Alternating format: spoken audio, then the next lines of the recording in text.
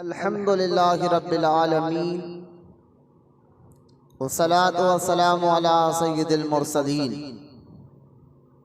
व अला आलिहि व सहाबिहि अजमाइन अम्मा बाद। वक़ाल अल्लाहु तआला फ़िल क़ुरआनिल मजीद फ़अऊज़ु बिल्लाहि मिनश शैतानिर रजीम बिस्मिल्लाहिर रहमानिर रहीम। या अय्युहल्लज़ीना आमनू कुतिबा अलैकुमुस्सियाम कमा कुतिबा अलल्लज़ीना मिन क़ब्लिकुम लअल्लकुम तत्तक़ून। आमन्तु बिल्लाहि सदक़ल्लाहुल अलीयुल अज़ीम। वक़ाल अल्लाहु तआला बिशान हबीबिहिल करीम इन्नल्लाहा व मलाइकतहु युसल्लूना अलन नबिय्यि या अय्युहल्लज़ीना आमनू सल्लु अलैहि व सल्लिमू तस्लीमा। अल्लाहुम्मा सल्लि अला सय्यिदिना व मौलाना मुहम्मद व अला आलिहि व सहबिहि अफ़ज़ल सलावातिका व अदद मालूमातिका व बारिक व सल्लिम। सलातन व सलामन अलैका या सय्यदी या हबीबी या रसूलल्लाह सल्लल्लाहु तआला अलैका वसल्लम। अम्मा बाद, हर तारीफ और बड़ाई सिर्फ अल्लाह ताला के लिए है जो सारे जहान का मालिक है, मुख्तार है और जो सारे जहान का पालनहार है। मैं इस बात की गवाही देता हूँ कि अल्लाह ताला के सिवा कोई इबादत के लायक नहीं, वो एक है, उसका कोई साथी और शरीक नहीं। और मैं इस बात की भी गवाही देता हूँ कि आपके और हमारे प्यारे आका और मौला हुजूर नूर रहमत कौनैन हज़रत सैयदना मोहम्मद मुस्तफ़ा अहमद मुश्तबा सल्लल्लाहु ताला अलैहि व आलिहि व सहबिहि वसल्लम अल्लाह ताला के आखिरी रसूल और उसके बरगुज़ीदा बंदे हैं। अल्लाह ताला हुजूर अकरम नूर मुजस्सम रहमत आलम सल्लल्लाहु ताला अलैहि व आलिहि व सहबिहि वसल्लम पर अहले बैत, सहाबा किराम, ताबईन और तबे ताबईन औलियाए उम्मत पर क़यामत तक बकसरत रहमती और बरकती नाजिल फरमाता रहे। आमीन। मोहब्बत से एक मरतबा दुरूद पाक पढ़ लीजिए। अल्लाहुम्मा सल्ली अला सय्यदना व मौलाना मुहम्मद मआदिन जूद वल करम व अला आलिहि व बारिक व सल्लिम। सलातो व सलामन अलैका या सय्यदी या हबीबी या रसूलल्लाह सल्लल्लाहु तआला अलैका वसल्लम। माज़ा सामईन, अस्सलामु अलैकुम व रहमतुल्लाहि व बरकातुहू।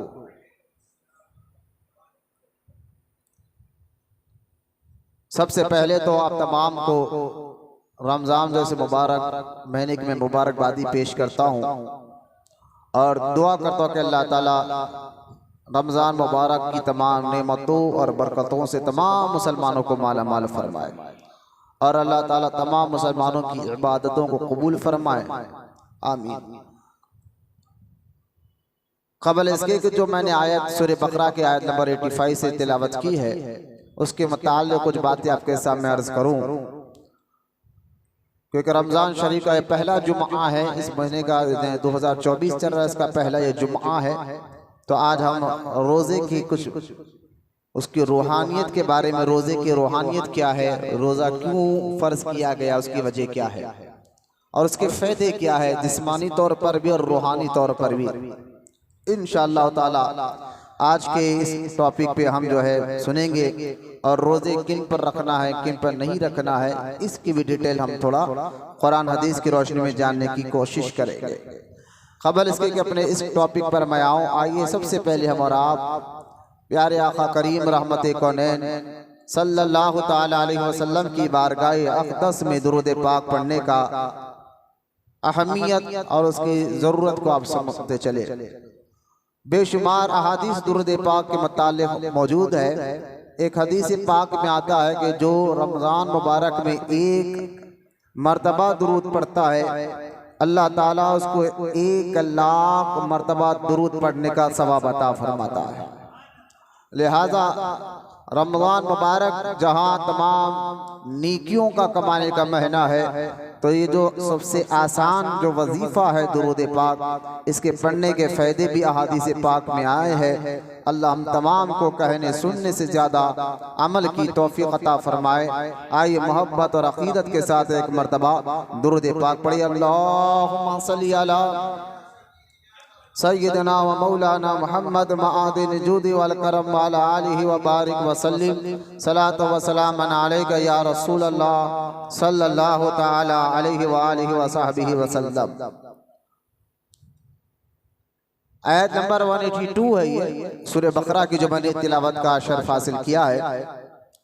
आज इंशाअल्लाह ताला इसी आयत के मुताल्लिक कुछ एक ठहर कर रुक कर जो है हम कुछ बातें अल्लाह ताला की जानिब से जो रोज़ेदारों के लिए कहे गए हैं वो हम सुनेंगे और इंशाअल्लाह अपने ईमान और अकीदे को मजबूत करेंगे।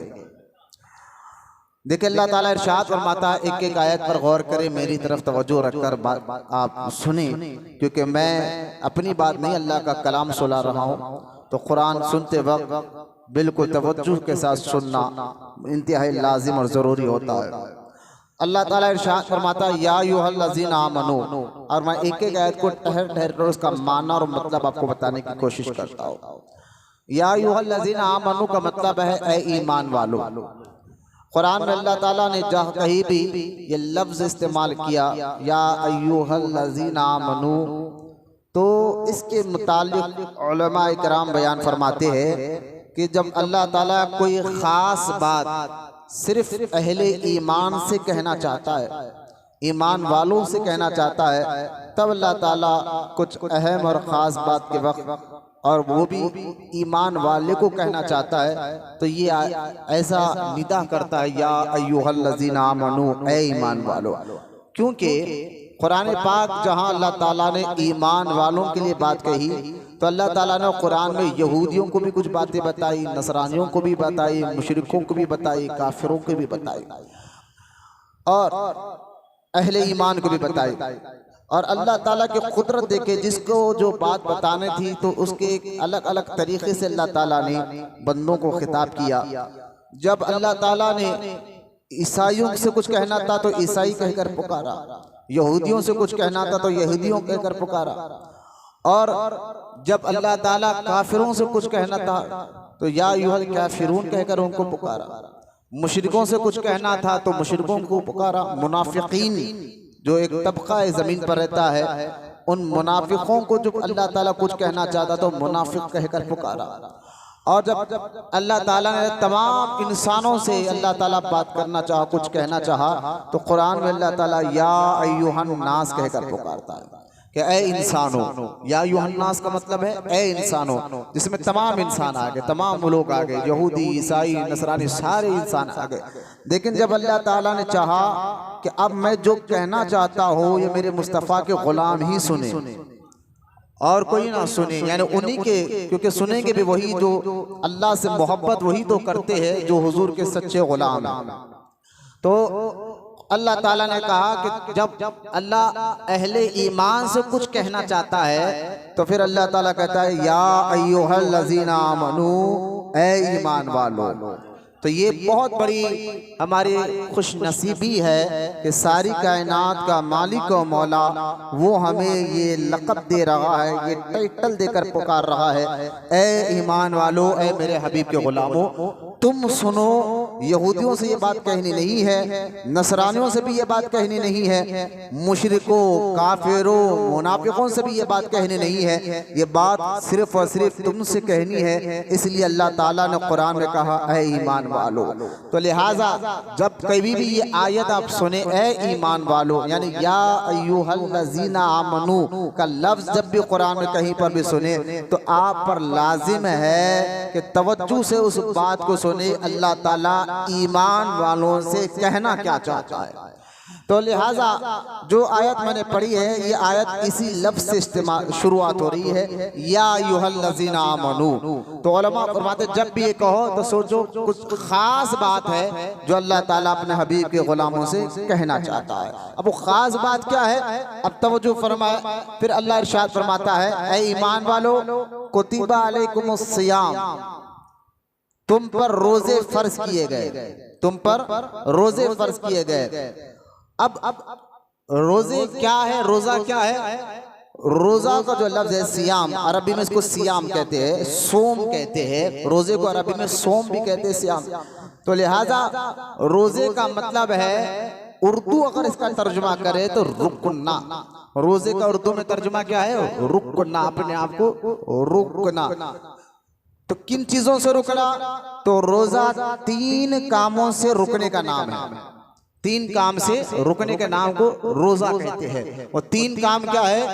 एक पीने से रुकना, दूसरा खाने से रुकना, तीसरा अगर शादीशुदा हो तो बीवी के करीब जाने से रुकना। कब से कब तक?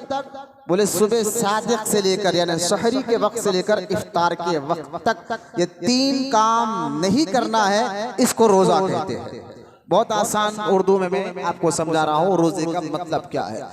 तो अब अल्लाह ताला ने क्या फरमाया?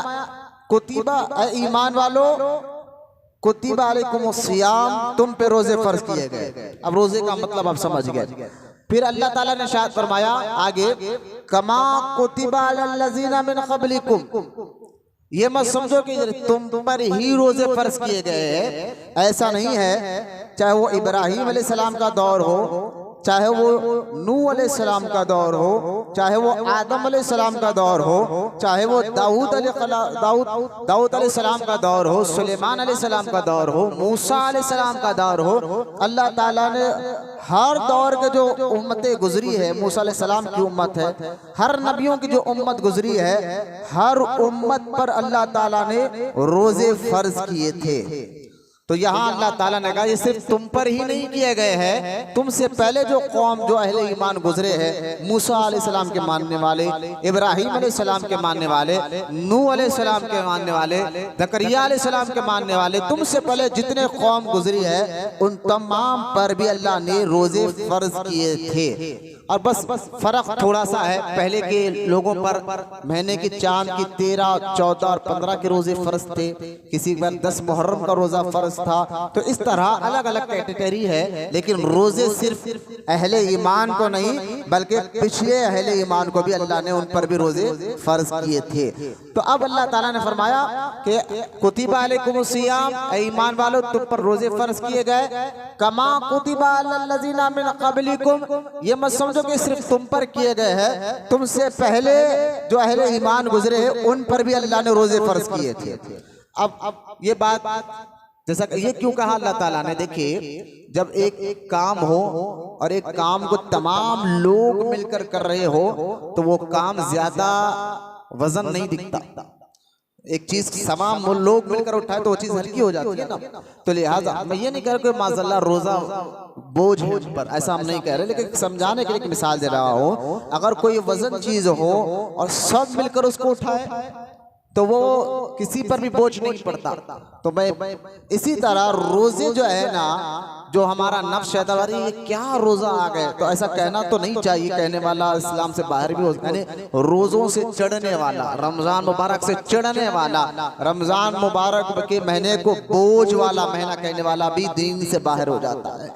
लेकिन मैं आज जो तरीके से आपको समझाना चाहता हूँ, जो अल्लाह ने कहा कि तुमसे पहले भी लोगों पर रोजे फर्ज किए गए थे, तो ये अल्लाह ने हमें हिम्मत दिलाई है कि तुम्हीं पर नहीं, तुमसे पहलों पर भी जो है हमने रोजे फर्ज किए थे ताकि तुम्हारे लिए रोजा आसान हो जाए। ये हिम्मत के लिए अल्लाह पाक ने कहा तुमसे पहले भी अल्लाह ने रोजे फर्ज किए थे। अब यहाँ तक तो अल्लाह पाक ने फरमाया ऐ ईमान वालों तुम पे रोजे फर्ज किए गए हैं जैसा कि तुमसे पहले लोगों पर रोजे फर्ज किए गए थे। यहाँ तक तो बात समझ आया। मैं एक एक आयत का ठहर कर आपको मानना और मतलब बता रहा हूँ। अब अल्लाह ताला ने रोजे फर्ज क्यों किए, उसकी वजह क्या है और उसका फायदा क्या है बताते हुए इसका मकसद क्या है। रोजा रखकर तुम्हें भूखा रखना, तुम्हें प्यासा रखना, ये तमाम काम से रुकाने का मतलब क्या है, मकसद क्या है, इससे फायदा क्या है, वजह क्या है। तो इसका फायदा, इसका मकसद खुद अल्लाह ताला कुरान में बयान फरमा रहा है। यूं तो दुनियावी एतबार से अगर आप देखा जाए, डॉक्टर से भी आप पूछ ले तो रोजा जो है हमारे चर्बी को गलाता है, अंदर जो है यानी जिस्मानी तौर पर भी अगर बंदा भूखा रहता है तो रगों में जो गंदा खून होता है वो साफ हो जाता है, चर्बी गल जाती है। बहुत से फायदे डॉक्टर ने भी रोजे के बारे में बताए हैं और वो रखते भी है। लेकिन जो डॉक्टर कह रहे हैं वो दुनियावी एतबार से कह रहे हैं, जिस्मानी एतबार से कह रहे हैं। लेकिन अब देखे जो सारी कायनात को पैदा करने वाला रब है वो क्या कह रहा है। अल्लाह ताला अब रोजे रखने की अहमियत, उसकी मकसद को बयान करते फरमाता है लअल्लकुम तत्तकून, रोजे तुम पर इसलिए फर्ज किए गए ताकि तुम मुत्तकी बनो। बोले सुभान अल्लाह, ताकि तुम परहेजगार बनो। लअल्लकुम तत्तकून, तुम परहेजगार बनो। अरे भाई रब कह रहा है, रोजे का मकसद बता रहा है, तो थोड़ा इस बात को जहन में उतारने की कोशिश करें कि जब जो अल्लाह पाक जो बात हमें कह रहा है कि तुम परहेजगार बने, अब सवाल ये उठता है कि परहेजगार कहते किसको है, मुत्तकी कहते किसको है। जो अल्लाह रोजे का मकसद हमें बता रहा है, भूखा रखना, प्यासा रखना कोई अहम मकसद है, तुम्हारे अंदर परहेजगारी है, तक़वा है। तो अब सवाल ये उठता है फिर तक़वा कहते किसको है, परहेजगारी कहते किसको है। तो अब तवज्जो फरमाए, बुजुर्गान दीन ने परहेजगारी के बहुत से माना और मतलब बयान फरमाए हैं। अब बुजुर्गान दीन फरमाते हैं परहेजगारी का एक मतलब आप सुने जरा गौर से कि एक मतलब तो ये है परहेजगारी का, तक़वे का, यानी रोजे के मकसद का मतलब क्या है परहेजगारी, परहेजगारी का मतलब क्या है। तो बुजुर्गान दीन फरमाते हैं वो ऐसी जगह मत जा और ऐसा काम मत कर। दो चीजें में, ऐसी जगह मत जा और ऐसा काम मत कर जो जगह जाने पर और जो काम करने पर अल्लाह नाराज होता हो। परहेजगारी का मतलब क्या है कि ऐसा काम मत कर और ऐसी जगह मत जा जिस जगह पर जाने से या जो काम करने से अल्लाह नाराज होता हो, और ऐसी जगह जा और ऐसा काम कर जिस काम करने से अल्लाह राजी होता हो। तो राजी करने का मकसद और तक़वा है, और ऐसी जगह ना जाए, गुनाह की जगह, गलत अड्डों पर, जो उसमें कई चीजें आ गए, जुए के अड्डे आ गए, जिना के अड्डे आ गए, शराब के अड्डे आ गए, यानी ऐसी जगह जा जाने से अल्लाह नाराज होता हो, वो जगह पर तुझे अल्लाह ना देखे। और वो काम मत कर, झूठ मत बोल, ग़ीबत मत कर, गाली मत दे, धोखा ना दे, वो काम मत कर जो काम करने से अल्लाह नाराज होता हो। तो जो काम ना करे जिससे अल्लाह नाराज होता हो तो उसको कहते हैं परहेजगारी।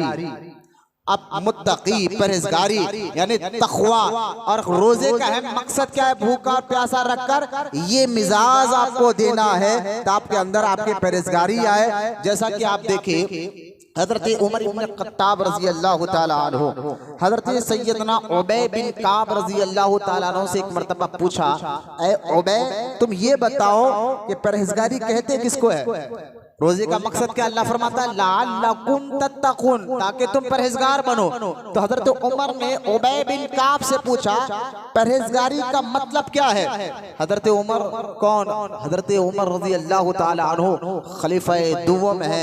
हुजूर ने फरमाया मेरे बाद अगर कोई नबी होती तो अल्लाह उमर को नबी बनाता, लेकिन मैं आखिरी नबी हूँ, को अल्लाह ने नबूवत का दरवाजा बंद कर दिया है। हजरत उमर कौन, क्योंकि खिलाफत के दौर में 44 ममालक पर इस्लामी झंडे गड़े थे।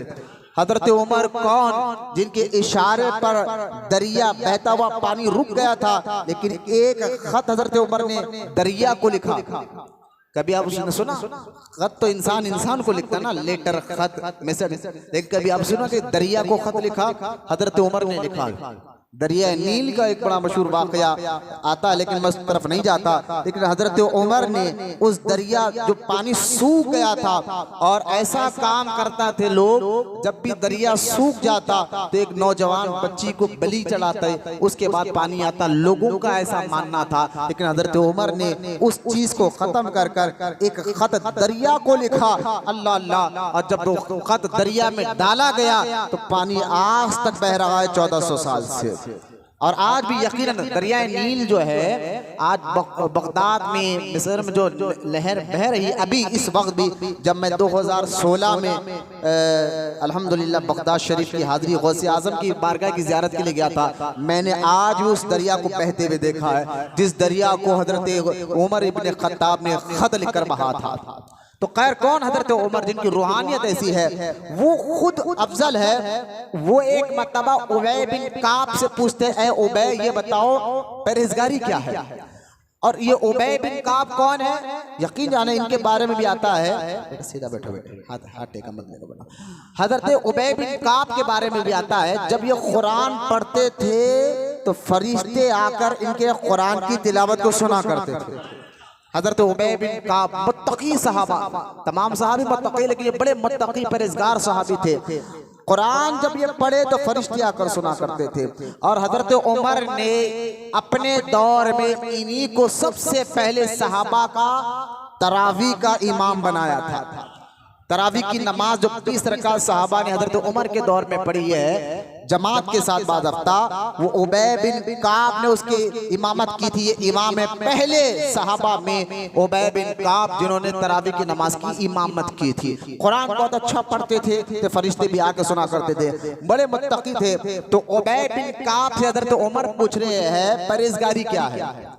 और कह रहे मैं बहुत दूर से आपको समझा रहा हूँ, जो रोजे का मकसद भी है कि तुम्हें परहेजगार बनाया जाए। तो उबय बिन काब कहते हैं कि अमीरुल मोमिनीन परहेजगारी क्या है, तो उसकी एक मिसाल देते हैं। कहते देखिए एक तंग रास्ता हो, तंग रास्ता हो और आपके जिस्म पे भारी लिबास हो, भारी कपड़ा पहने हुए हो और रास्ता तंग हो, दोनों तरफ यानी छोटा सा रास्ता है, उस रास्ते से आपको गुजरना है और दोनों तरफ कांटेदार झाड़ है, तो आप कैसे जाएंगे।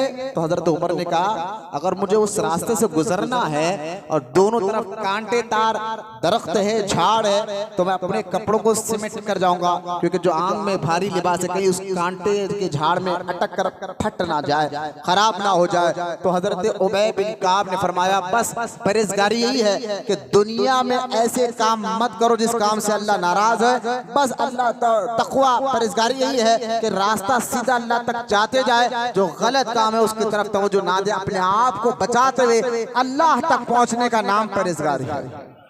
बहुत आसान करके बोले सुभान अल्लाह। चेहरे बताना, मैं आपके चेहरे भी देख रहा हूँ, चेहरों से बताना के बाद हम समझ भी रहे हैं, क्योंकि रोजे का मकसद तो ज़हन में बैठना, हम भूखे रह रहे हैं यार, सहरी से लेकर इफ्तार तक प्यासे रह रहे, तो उसका मकसद क्या है, तुम्हारे अंदर परहेजगारी है। परहेजगारी आती है तभी तो रोजे दिए गए हैं। तो लिहाजा परहेजगारी का दूसरा मतलब मैंने आपको बताया, और इसका तीसरा मतलब देखिए आप परहेजगारी का, लअल्लकुम तत्तकून, रोजे इसलिए फर्ज किए गए ताकि तुम परहेजगार बनो।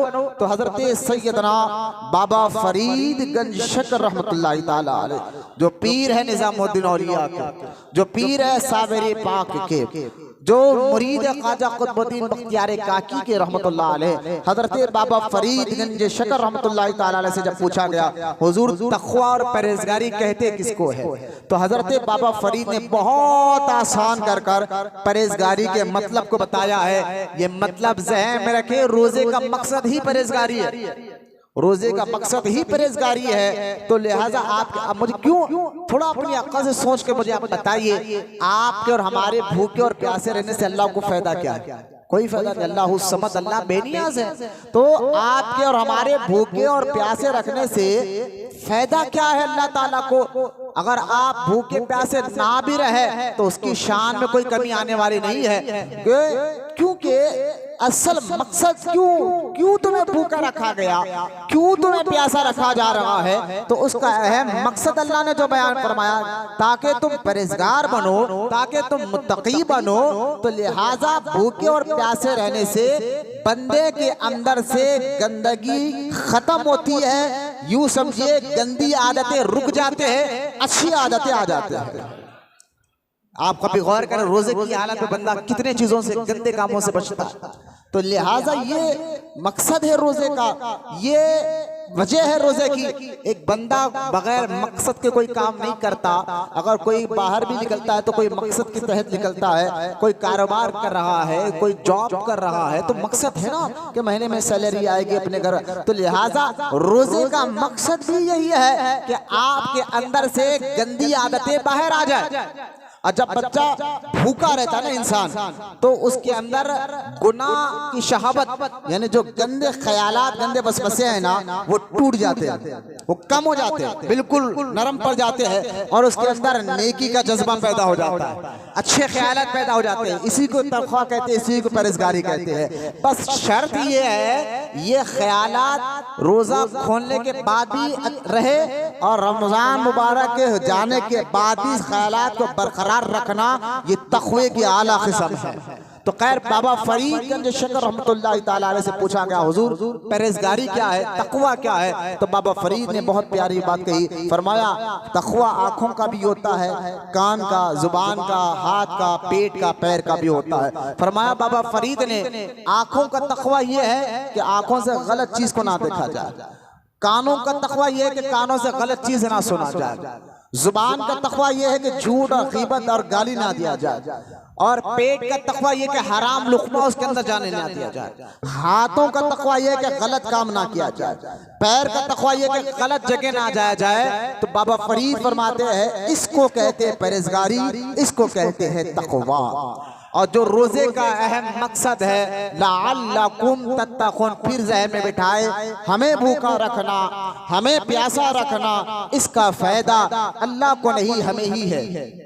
बस ये हमें मिजाज अल्लाह ताला में देना चाहता है कि तुम्हें, और उसका मैं अभी आगे चल के इसका बातिनी माना भी आपके सामने रखूंगा, लेकिन थोड़ा आयत को हम मुकम्मल कर लेते हैं। लअल्लकुम मैंने शुरू से फिर आया देखे 182 सूरह बकरा 182 182 आयत से मैंने शुरुआत की है, जिसमें अल्लाह ताला ने इरशाद फरमाया ऐ ईमान वालो तुम पर रोजे फर्ज किए गए हैं जैसा कि तुमसे पहले लोगों पर रोजे फर्ज किए गए थे। लअल्लकुम तत्तक़ून, ताकि तुम मुत्तकी बने, परहेजगार बने। यहाँ तक तो पूरी आयत का माना बता दिया। अब आगे बढ़ते, अल्लाह आगे इरशाद फरमाता है अय्यामम मादूदात। अल्लाह फरमाता है ये रोजे के दिन गिनती के, चांद देख के शुरू करो, चांद देख के छोड़ो, यानी तुम्हें तकलीफ ना हो। ये नहीं कि सारा साल तुम्हें रोजा रखना है, बल्कि कहा नहीं अय्यामम मादूदात, गिनती के दिन है। इसलिए आप देखिए कुरान की आयत है और सुभान अल्लाह बोलते हुए सुनिए। इरशाद हदीस में आता है ना, रमजान मुबारक में जो एक मरतबा सुभान अल्लाह कहता है, अल्लाह ताला उसको 1 लाख मरतबा सुभान अल्लाह पढ़ने का सवाब अता फरमाता। आप थोड़ा कुरान की आयत पे गौर करें, अय्यामम मादूदात, अल्लाह ताला ने फरमाया ये गिनती के दिन है, जो चांद देखकर शुरू करना है और चांद देखकर रोकना है। फिर आगे अब देखिए, आगे अल्लाह ताला इरशाद फरमाता है फमन काना मिनकुम मरीदा, अल्लाह इरशाद फरमाता है और तुम में से जो कोई बीमार हो, और फरमा औला सफरिन फाइद्दा, और जो है सफरिन फाइद्दा तुम मिन अय्यामिन उखर, अल्लाह ने फरमाया कि जो कोई तुम में से बीमार हो या मुसाफिर हो तो इतने रोजे और दिनों में रखे। अब यहाँ जरा रुक कर मैं ये बात समझना है, रोजे के मसाइल सीख रहे हैं, क्योंकि इबादत सीखने से आती है। इबादत देखने से नहीं सीख सकते। जब तक इबादत को सीख नहीं लेते तब तक उसका रंग आपके मिजाज में नहीं आ सकता। आज रोजा हमारे पर असर क्यों नहीं कर रहा है? तो कहीं ना कहीं हमसे गलती हो रही है। नमाज हमारी जिस्म पर, हमारी रूह पर क्यों असर नहीं हो रही है? तो कहीं ना कहीं नमाज में चाहे तहरत का मसला हो, वुदू का मसला हो, रुकू का मसला हो, क़याम का मसला हो, सजदे का मसला हो, और जो है क़ैदे का मसला हो, पढ़ने का मसला हो, तो कहीं ना कहीं जब बंदे में चूक होती है, भूल होती है, गलती होती है ना, तो फिर वो इबादत का रंग आपकी मिजाज में नहीं आता। वरना आप देखें नमाज में इतना जबरदस्त असर है, खुद अल्लाह कुरान में फरमाता है कि बेशक नमाज बेहयाई और बुरी बात से रोकती है। लेकिन एक बंदा नमाज भी पढ़ रहा है, बेहयाई के काम भी कर रहा है, नमाज भी पढ़ रहा गंदे, क्योंकि नमाज का असर उस पर नहीं हो रहा है, तो असल में उसने नमाज सीखी नहीं है। वरना इस पर और टॉपिक हो सकती है। और अल्लाह ताला ने जो यहाँ कहा है कि रोजे के बारे में, हम रोजा सीख रहे हैं, मरीज को छूट है, कौन से मरीज को, और मुसाफिर को रोजा रखने की छूट है, लेकिन कौन से मुसाफिर, मुसाफिर कहते किसको है, मरीज कहते किसको है। तो लिहाजा ये दोनों अलग अलग चीज है। मरीज से मुराद वो मरीज नहीं कि सर का दर्द आए तो रोजा छोड़ दे, बुखार आए तो रोजा छोड़ दे। कौन सा मरीज, कि एक ऐसा डॉक्टर जो मुसलमान हो, गौर से सुनिए आप, एक ऐसा डॉक्टर जो मुसलमान हो, दीन के बारे में जानता हो और शरीयत पर अमल भी करता हो। ऐसा डॉक्टर जो मुसलमान हो, दीन के बारे में जानता हो और दीन पर अमल करने वाला, चेहरे पे दाढ़ी रखने वाला, नमाजी परहेजगार भी हो, वो तुम्हारी बीमारी को देख कर कहे कि अगर ये रोजा रखोगे तो इसकी वजह से तुम्हारी बीमारी बढ़ सकती है, तो ऐसे बीमार को रोजा छोड़ने की इजाजत है। वो भी ऐसा, अब बताए ऐसे डॉक्टर मिलेगा? अगर आज कोई मुसलमान डॉक्टर मिल भी जाए तो फासिक तो जरूर होता है, यानी दाढ़ी कट्टा तो जरूर होता है, बेनमाजी तो जरूर होता है। इल्ला माशाल्लाह, मैं हर डॉक्टर की बात नहीं कर रहा हूँ, दाढ़ी वाले डॉक्टर भी आपको मिल जाएंगे, नमाजी परहेजगार डॉक्टर भी आपको मिल जाएंगे। तो लिहाजा हर डॉक्टर, यानी कोई डॉक्टर बोल जाए सर का दर्द है, बुखार छोड़ दो, बुखार आया बुखार रोजा छोड़ दो, तो हर डॉक्टर के कहने पर नहीं, हर बीमारी पर रोजा नहीं छोड़ सकते। वो अलग बीमारी है जिसकी वजह से, यानी रोजा भूखे और प्यासे रहने की वजह से अगर वो बीमारी बढ़ सकती है तो उनको रोजा छोड़ने की इजाजत है, वरना नहीं है। लिहाजा जो लोग छोटी छोटी वजहों की वजह से रोजा छोड़ देते हैं कि डॉक्टर ने कहा कि रोजा मत रखो, तो उनको चाहिए इससे तौबा करे, रोजा रखे, क्योंकि हदीस पाक में आता है, हुजूर ने फरमाया रोजा रखो शिफा पाओ। बोलो सुभान अल्लाह। रोजे में, यानी जहां रोजा आपको मुत्तकी परहेजगार बनाने आया है, तो रोजे के बारे में तबीबों के तबीब हमारे आका है। हाँ, डॉक्टर जो मेडिसिन जो है, दवाई जो दुनिया में रिवाज की गई है, वो अल्लाह ताला ने हुजूर के जरिए दुनिया में भेजा है। तो लिहाजा हुजूर डॉक्टरों के डॉक्टर, तबीबों के तबीब है, वो फरमा रहे हैं कि रोजा रखो शिफा याब हो जाओ। यानी रोजा रखने से बंदा बीमार नहीं होता, बल्कि बीमारियां खत्म हो जाते हैं रोजेदारों के रखने से। तो पहले ही तो याद रखें कौन सा बीमार, तो अब बहुत से लोग को शुगर का प्रॉब्लम होता है, हाई बीपी का प्रॉब्लम होता है, टाइम पर खाना, तो अब ऐसे लोग क्या करें? ऐसे लोगों के बारे में है, अगर बाकी पर नमाजी परहेजगार डॉक्टर कह रहा है कि छोड़ने के लिए, तो वो अपनी सेहत का इंतजार करेगा, फिदिया नहीं देंगे। बाद लोगों को मैंने देखा है, अरे भाई शुगर है, बीपी है, एक काम करो रोजे का फिदिया निकाल दो, रोजा छोड़ दो। कौन बोले भाई आपको ये बात? बोले हमारे बाप बोले, दादा बोले, नाना बोले, नानी बोले, यही चल रहा है। ऐसा नहीं है, रोजे का फिदिया अगर कौन, हर बीमार नहीं निकाल सकता, ऐसा बीमार और ऐसा बूढ़ा आदमी रोजे का फिदिया निकाल सकता है जो जिंदगी भर बीमारी से शिफायाब ना हो सके, यानी मरे जब तक उसके अंदर वो बीमारी रहने वाली है, ऐसे बीमार को फिदिया निकालने का हुक्म है। और एक बंदा है, उसको बीमारी आई साल भर के लिए, उसको बीमारी है, आज नहीं 1 महीने के बाद, 2 महीने के बाद, साल भर के बाद वो ठीक हो जाएगा, तो वो फिदिया नहीं निकालेगा, अपनी बीमारी ठीक होने का इंतजार करेगा। यानी वो दवाई लेते रहेगा, जो जो जरिए है, ज़ाहिरी असबाब है, तो वो बीमारी का इलाज करते रहेगा। जैसा ही ठीक हो जाए, बस अल्लाह ताला की रिजा के लिए रमजान का महीना पाते रोजा रखे, और जो रोजे छूटे है उसकी खजा करे। फिदिया हर कोई, हाँ, ऐसा बूढ़ा आदमी जो एज के इतनी आखिरी स्टेज पर पहुंच गया है, 100 साल पार कर लिया है, और फिर उसके अंदर रोजा रखने की ताकत ही नहीं है, तो ऐसे बूढ़े आदमी को इस्लाम में, शरीयत में शेखे फानी कहा जाता है। उसको रोजे का बदले फिदिया निकालने की इजाजत होती है।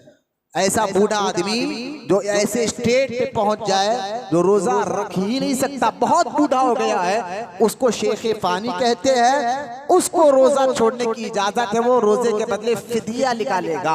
और ऐसा बीमार जिसको डॉक्टर ने कहा तुम जिंदगी भर बीमार ही रहोगे मरे दम तक, तो उसको फिदिया निकालने की जरूरत है। हर बीमार फिदिया नहीं निकाल सकता, जब तक उसकी बीमारी खत्म नहीं होती वो खत्म होने का इंतजार करेगा।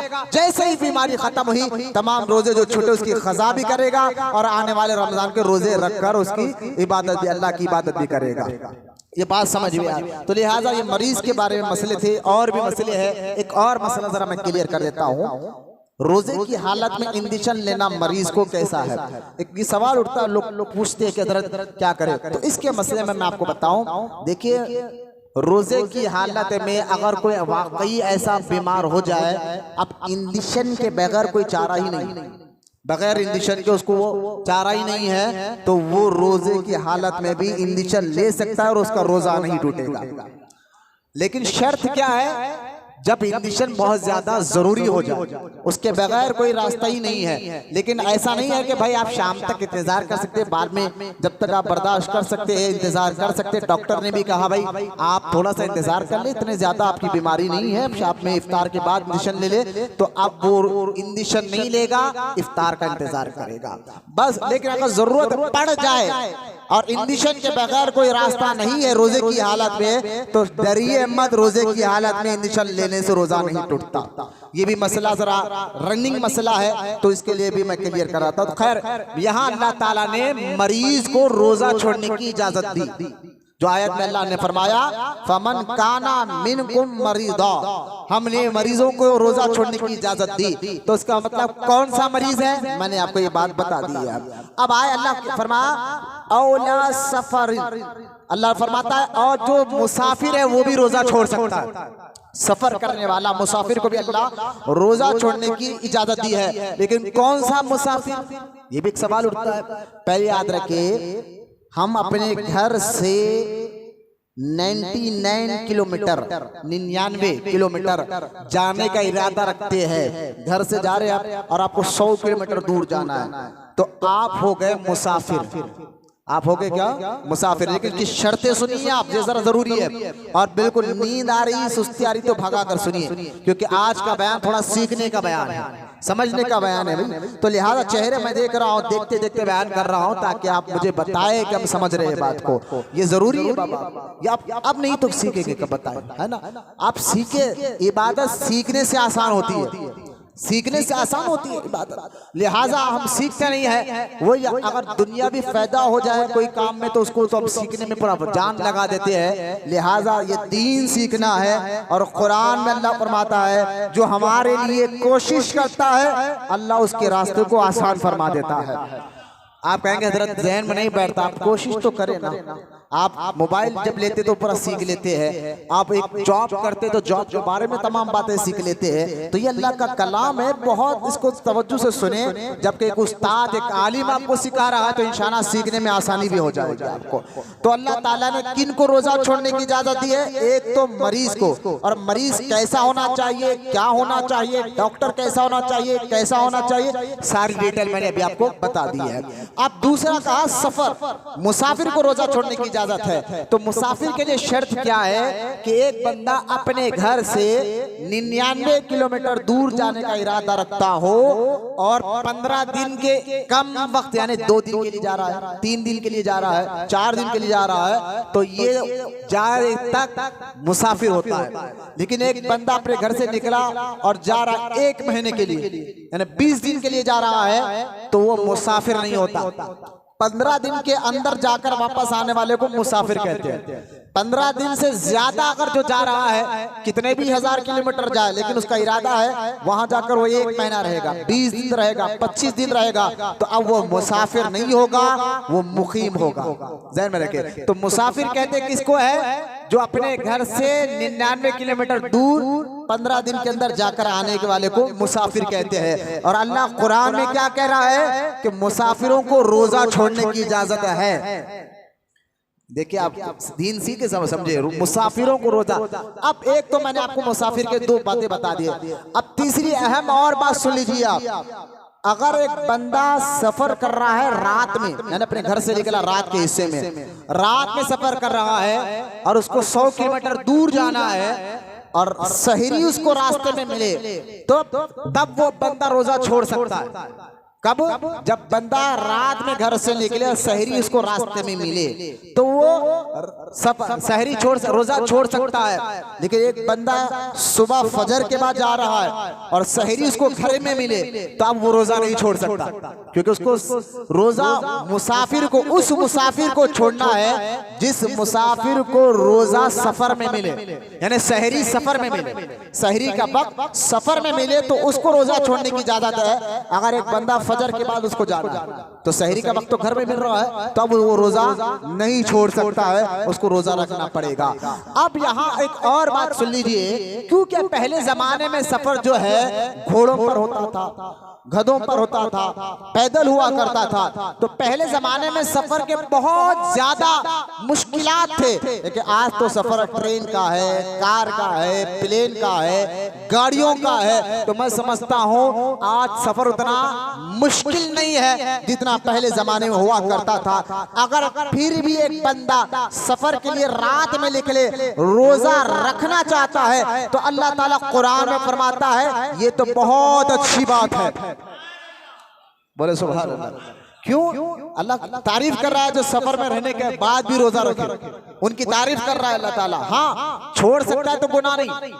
अगर कोई बंदा सफर में है और रोजा छोड़ तो अरे ये क्या किया, हम नहीं बोल सकते, क्योंकि उसको छोड़ने की इजाजत भी है। अगर रख भी ले तो अल्लाह उसकी तारीफ कर रहा है। पहला दौर था वो मुश्किल वाला दौर था, मैं समझता हूँ। आज अगर हम सफर कर ले, ट्रेनों के अंदर आपको सहरी का इंतजाम हो जाएगा, प्लेन के अंदर आपको सहरी का इंतजाम हो जाएगा। अगर आप गौर करें, रास्तों भर में ढाबे, होटल्स खुले हैं, जिस रास्ते से आपको गुजरना है, तो मैं समझता हूँ कि सहरी जो है करना कोई मुश्किल में नहीं होगा। फिर जो है पैदल तो रहा नहीं, घोड़े या ऊंट का सफर तो रहा नहीं, तो इंशाल्लाह अगर कोई मुसाफिर रोजा छोड़ना चाहे तो छोड़ तो सकता है, रखना चाहे तो रख भी सकता है। छोड़ने पर भी इसको कोई गुनाह नहीं, मुसाफिर को छोड़ने पर भी कोई गुनाह नहीं, और रख ले तो बहुत अच्छी बात है, रख ले तो बहुत अच्छी बात है। अब यहाँ और आगे अल्लाह ताला इरशाद फरमाता है, देखिए अगर कोई अल्लाह ताला इरशाद वआला अल्लज़ीना युतीक़ूनहु फ़िदयतुन ताआमु मिस्कीन, और जिन्हें इसकी ताकत ना हो वो बदला दे इस मिस्कीन के खाने का। यानी जो रोजा रख ही नहीं सकता, जैसा कि शेख फानी बूढ़ा आदमी, बहुत बूढ़ा हो गया, रोजा रख ही नहीं सकता, और ऐसा मरीज मरते दम तक बीमार रहेगा, रोजा रख ही नहीं सकता, उसको अल्लाह पाक ने कहा वो फिदिया दिए रोजे का। वो क्या दे? रोजे का, एक रोजे का फिदिया अगर आज देखा जाए, अभी जो दौर चल रहा है, तो एक रोजे का फिदिया जो है 80 रुपए भी बनता है। जो इसके माँ बाप बूढ़े हैं और इस कदर बूढ़े हो गए हैं कि वो रोजा रख ही नहीं सकते, तो मैं कहता हूं उनकी औलाद को वो रोज के 80 रुपए से हिसाब से, एक दिन के 80 रुपए, तो महीने भर का हिसाब लगा, चलो और बढ़कर भी निकाल, अल्लाह इजाजत दे रहा है, तो रोज के 100 रुपए से तो महीने के 3000 रुपए हो गए ना। तो 3000 रुपए अगर आप निकाल दे फिदिये की नीयत से, तो आपके बाप के ये फिदिया अदा हो जाएगा। वो भी मैं शर्त बता रहा हूँ कि छोटी मोटी बीमारी पर नहीं भाई, बीमारी जो है छोटी मोटी नहीं होना चाहिए, यानी ऐसा बूढ़ा या ऐसा बीमार, तो उसको फिदिया रखने के अल्लाह पाक ने इजाजत अता फरमाई है। और यहाँ तमाम बातें अल्लाह ताला ने फिर मुकम्मल किए, और मुकम्मल करने के बाद फिर कुरान की आयतें पढ़ी है। शहर रमज़ानुल्लज़ी कहकर अल्लाह पाक ने फरमाया रमजान वो मुबारक महीना है जिसमें अल्लाह ताला ने कुरान को उतारा है। अब यहाँ तक मैंने आपको रोजे के मसाइल बताए मुख्तसर तौर पर। मरीज कौन होता है, मुसाफिर कौन होता है, फिदिया कौन निकाल सकता है, फिदिया का माना क्या है, रोजे क्यों फर्ज किए गए हैं, ये तमाम चीजें मैंने आपके सामने रख दिए हैं। अल्लाह हमें अमल की तौफीक अता फरमाए। आज एक दौर चल रहा है, जरा सुनिए आप, बुजुर्गान दीन जो है ना, मैंने अभी आपको बताया रोजा रखने से जिस्मानी भी फायदा है और रूहानी फायदा भी।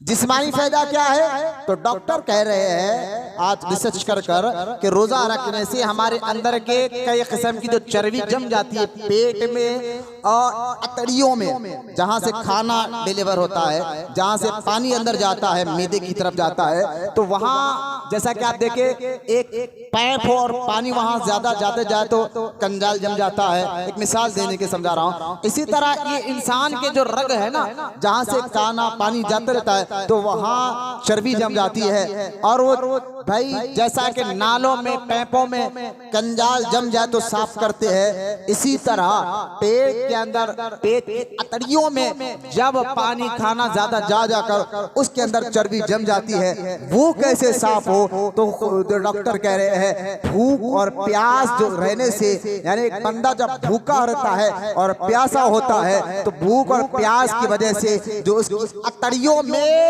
चर्बी जम गई है वो कट जाती है, साफ और सुथरी हो जाती है।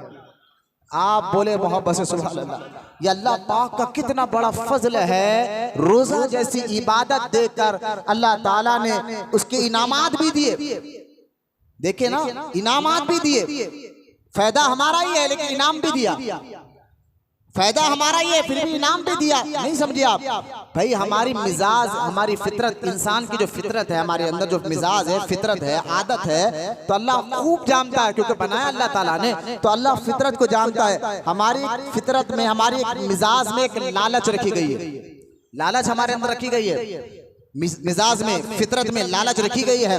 ये और बात है, कहीं पर लालच करना इबादत है, कहीं कुछ काम में लालच करना इबादत है, तो कुछ काम में लालच करना हराम और गुनाह भी है। ये भी आपको सीख रहा है। तो नेकी के काम में लालच करना इबादत है। बोलो ना सुभान अल्लाह। तो लिहाजा लालच बंदे को बड़ा से बड़ा काम करा देती है। लालच बंदे को बड़े बड़े काम करा देती है। आप देखे एक बंदा फजर से लाइन में खड़ा हुआ है फॉर्म भरने के लिए, भाई लालच है भाई, उसको घर मिल जाए, लोन मिल जाए, फला काम हो जाए। तो देखिए ये लालच दुनियावी एतबार से, यानी काम के एतबार से ये लालच गुनाह की कैटेगरी में नहीं आती, लेकिन लालच इंसान से काम कराती है। मैं ये बताना चाह रहा हूं आपको, लालच इंसान से जो काम कराना वो करा कर ही रहती है। तो लिहाजा इंसान के अंदर लालच जैसी एक मिजाज रखी गई है। तो अल्लाह ताला ने देखे जब देख लिया कि ये इंसान लालच में वो काम जरूर करता है, यानी ऐसी बात समझे जिस काम में फायदा हो वो काम जरूर करता है। लालच के दूसरे लफ्जों में बता रहा हूं, जो काम में फायदा हो, फायदे वाला काम आप छोड़े। दुनियावी एतबार से आप कहेंगे नहीं ये काम करने से फायदा है, तो जो काम में फायदा रखा गया है वो काम हम जरूर करते हैं। तो अल्लाह ताला ने हमें रोजा दिया, और रोजा रखने की वजह में जाहिरी तौर पर, जिस्मानी तौर पर भी आपके अंदर की और बाहर की गंदगी साफ। बैठ जाओ, बड़ी मेहरबानी, बैठ जाइए और मेरी तरफ देखे, पलट के कोई ना देखे। तो लिहाजा जिस्मानी तौर पर भी रोजे के फायदे हैं, बातिनी तौर पर मैं आपको बताऊंगा रूहानी तौर पर उसके फायदे क्या है, लेकिन जाहिरी तौर पर भी। तो साथ में फायदा क्या बताया आप देखें, हदीस पाक में हुजूर ने फरमाया कि जन्नत के 8 दरवाजे हैं। कितने दरवाजे? जन्नत में जाने के 8 दरवाजे हैं। उन 8 में से हर दरवाजे का एक एक नाम है, हर दरवाजे का एक एक नाम है। और एक दरवाजा जन्नत का ऐसा है, उस दरवाजे का नाम रियान है। उस दरवाजे का नाम रियान है। तो हदीस में आता है उस दरवाजे से सिर्फ और सिर्फ रोजेदार दाखिल होगा। बोले सुभान अल्लाह। रोजेदार उस दरवाजे से दाखिल होगा। ये लालच दी गई ताकि तुम रोजा रखो, उसका फायदा क्या है। तो लिहाजा रोजेदार के लिए कहा रियान, यानी एक प्रोटोकॉल दिया गया है, एक ऐसा खास मुकाम रोजेदार कर दिया है कि जन्नत में किसी दरवाजे से घुसे जन्नत में तो जाना है, लेकिन जो बाबू रियान से गुजरे तो हर एक को पता तो चले ये रोजेदार जा रहा है। तो एक तो ये लालच दी गई है। फिर बयान किया गया हदीस पाक में, हुजूर सल्लल्लाहु अलैहि वसल्लम फरमाते हैं अल्लाह ताला ने हर इबादत की जज़ा बताई है। उलमा ने बयान फरमाया हर रोजे हर इबादत, नमाज भी इबादत है, ज़कात भी इबादत है, सदका और खैरात भी इबादत है। तो हर इबादत की जज़ा बताई गई है कि ये काम करो ये इनाम मिलेगा, ये काम करो ये इनाम मिलेगा, ये कर लो ये इनाम मिलेगा। हर काम की जज़ा बता गई है। लेकिन रोजे के बारे में हुजूर ने फरमाया फरमाया, रोजे के बारे में अल्लाह फरमाता है रोजा बंदा मेरे लिए रखता है। क्यों भाई?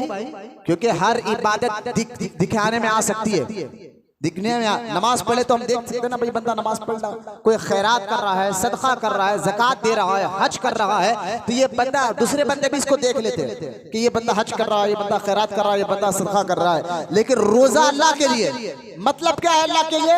सिर्फ अल्लाह जानता है और बंदा जानता है। अरे भाई, एक बंदा रोजे की ऐसा ना हो, एक बंदा तन्हाई में बैठकर भी खा पी ले और बाहर आकर बोले मैं रोजे से हूँ। कौन जानता? हाँ, कमरे में बैठकर खा पी ले, बाहर आकर के मैं रोजे से हूँ। लेकिन एक बंदा देखे उसका यकीन अल्लाह पर कितना है कि अकेले में हो, तन्हाई में हो, उसके सामने खाना रखा जाए, पानी रखा जाए, वो कहेगा लोग नहीं देख रहे तो क्या अल्लाह तो देख रहा है। क्योंकि बंदा रोजा रखता है, हर इबादत अल्लाह के लिए, सिर्फ रोजा नहीं, नमाज भी बंदा अल्लाह के लिए पढ़ना चाहिए, हर इबादत अल्लाह के लिए करना चाहिए। लेकिन रोजे में बंदा जो है अल्लाह के ऊपर यकीन इतना मजबूत हो जाता है कि तन्हाई में भी वो ना खाना खाता है ना पानी पीता है। क्यों? उसको पता है कि अल्लाह देख रहा है। इसलिए हदीस पाक में आता है कि रोजा, हुजूर ने फरमाया रोजा अल्लाह के लिए है और अल्लाह फरमाता है इसकी जजा मैं खुद दूंगा। बोलो ना सुभान अल्लाह। उसकी जजा मैं खुद दूंगा। यानी ये नहीं कहा कि नमाज पढ़ लो तो ये सवाब मिल जाएगा, रोज ज़कात दो तो ये सवाब मिल जाएगा, रोजे के ना, रोजा रखो इसका अजर मैं खुद दूंगा। एक तो ये माना है, और दूसरा माना यह है कि रोजेदार को अल्लाह फरमाता है जो रोजा रखता है, अल्लाह इरशाद फरमाता है रोजेदार को मैं खुद मिल जाता हूँ। यानी अल्लाह अजर देता है, अल्लाह उससे राजी हो जाता है। अब गौर करने के बाद ये इनाम दिए गए कि रोजा रखो तो अल्लाह राजी हो रहा है, रोजा रखो बाबू रियाज से तुम दाखिल हो जाओगे, रोजा रखो तो रोजे की हालत में तुम जो काम करोगे अल्लाह इबादत का सवाब अता फरमाएगा, बशर्त वो जायज काम हो, हलाल काम हो, जो काम। यहाँ तक कि हदीस पाक में आता है कि रोजेदार अगर सो रहा है तब भी अल्लाह ताला उसको इबादत का सवाब अता फरमाता है। अब यहाँ उसका मतलब ये नहीं है कि भाई आप फजर पढ़े फिर जोहर सो, वो इफ्तार तक सोते रहे, ना, फजर जोहर जा रही है, असर जा रही है, इधर माँ बाप घर का काम जा रहा है, हर इसके हलाल काम जा रहा है ना। यहाँ मतलब ये नहीं है जो बंदा कुछ देर के लिए सोता है ना, जो दोपहर के कुछ देर के लिए आराम करता है, और उसमें आराम में ना नमाज छोड़ लगा है ना घर का काम छोड़ लगा है, कुछ देर के लिए आराम कर रहा है, तो उसके लिए कहा गया है रोजेदार अगर सो भी रहा है तो अल्लाह उसको इबादत का सवाब अता फरमाता है। आप गौर करें तो ये दी गई, ये बताया गया रोजा रखो तो ये मिलेगा, रोजा रखो तो ये मिलेगा, रोजा रखो। तो जब बंदे को पता चला रोजा रखने से ये फायदे हैं, तो अब देखें, एक तो ये तो आखिरत के फायदे हैं, दुनियावी फायदे क्या है? तो मैंने आपको बताया कि रोजे की हालत में बंदे के अंदर की चर्बी गल जाती है, रोजा तुम्हारी अतड़ियों को साफ करता है, रोजा तुम्हारे मैदे को साफ करता है। अरे भाई, आज तो आपको किसी डॉक्टर के पास अपॉइंटमेंट लेकर जाकर सारी डिटेल लेने की जरूरत नहीं है। आप गूगल पर सर्च करें, आप पढ़कर देखें रोजे के फायदे, डॉक्टरों ने जिस्मानी तौर पर क्या क्या बयान किए, आपको घर बैठे सारी बातें मालूम हो जाएगी कि आपको पता चल जाएगा कि रोजा जहाँ अतड़ियों को साफ करता है, रोजा जहाँ मैदे को साफ करता है, रोजा जहां खून को साफ करता है, रोजा रखने से सीने का बलगम खत्म हो जाता है। बोलो ना सुभान अल्लाह। यानी जिस्मानी तौर पर फायदे आप देखते जाइए। रोजा रखने से बंदे के पेट की कई बीमारियों का इलाज है, एक नहीं कई बीमारियों का इलाज है जो डॉक्टर बयान कर रहे हैं, और कई गैर मुस्लिम डॉक्टरों को देखा गया, आज भी देखा गया है कि वो रोजा रखते हैं, वो रोजा रखते हैं, उनको पता है कि रोजे के फायदे क्या है। तो मैं तो आपको रोजे के जिस्मानी फायदे बता रहा था, ये है। अब आए रूहानी फायदे क्या है? रूहानी फायदे क्या है भाई? कुछ चीजें ऐसे हैं जो हमें दिखाई नहीं देते, वो हमारी कसाफत की वजह से, जैसा कि फरिश्ते हैं, और कुछ चीजें ऐसी, हकीकत ऐसी है जो आपको समझ में नहीं आती है। गुनाहों की गंदगी की वजह से हमारी आंखों के सामने पर्दा, कानों के सामने पर्दा, ये पर्दा ऐसा पर्दा है जो आपको देखे, एक बंदा कुरान पढ़ रहा है या कुरान सुन रहा है तो उसको एक अजीब सी कैफियत आ रही है। क्यों? क्योंकि उसके गुनाह कम है, तो उसके अंदर रूह के अंदर उसके मिजाज के अंदर वो कैफियत जा रही है। कुरान पढ़ने से सुकून ही सुकून मिल रहा है, नमाज पढ़ने से सुकून ही सुकून मिल रहा है। तो ये बंदे के अंदर जब एक बंदा नमाज में बेचैन है, कुरान पढ़ रहा है तो बेचैन है, तरावी पढ़ रहा तो बेचैन है, मस्जिद में बैठा तो बेचैन है, क्यों?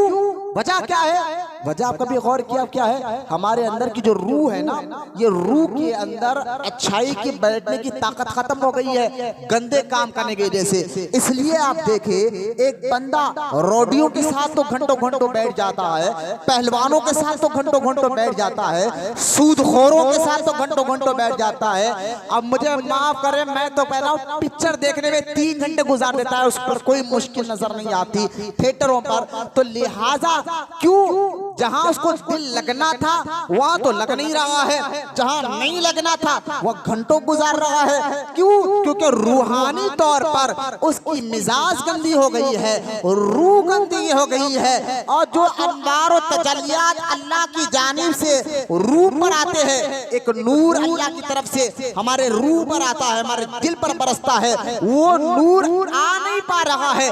वजह क्या है? ये पर्दे, जो गुनाह के पर्दे हमारे इर्द गिर्द कानों के सामने, आंखों के सामने, पर्दे मिजाज के सामने आ गए हैं, जिसकी वजह से हमारे अंदर ना नमाज में दिल लगता है, ना इबादत में दिल लग रहा है, ना कुरान पढ़ने में दिल लग रहा है। तो ये तमाम गलत अल्लाह को नाराज काम करने की वजह से ये सारी गंदगियां हमारे जहनों में बैठ गई है, ये सारी गंदगियां हमारे दिलों में बैठ गई है, ये सारी गंदगियां हमारे आंखों, हमारे कानों में बैठ गए हैं। इसलिए रब की जाने से वो नूर हमारे दिल तक नहीं पहुंच पा रहा है, वो नूर हमारी रूह तक नहीं पहुंच पा रहा है। अब ये गंदगियां खत्म कैसे हो ताकि वो नूर डायरेक्ट हमारे दिल पर आए? तो खुदा की इज्जत और जलाल की कसम, बुजुर्गान दीन फरमाते हैं रोजा इन गंदगियों को खत्म कर देता है।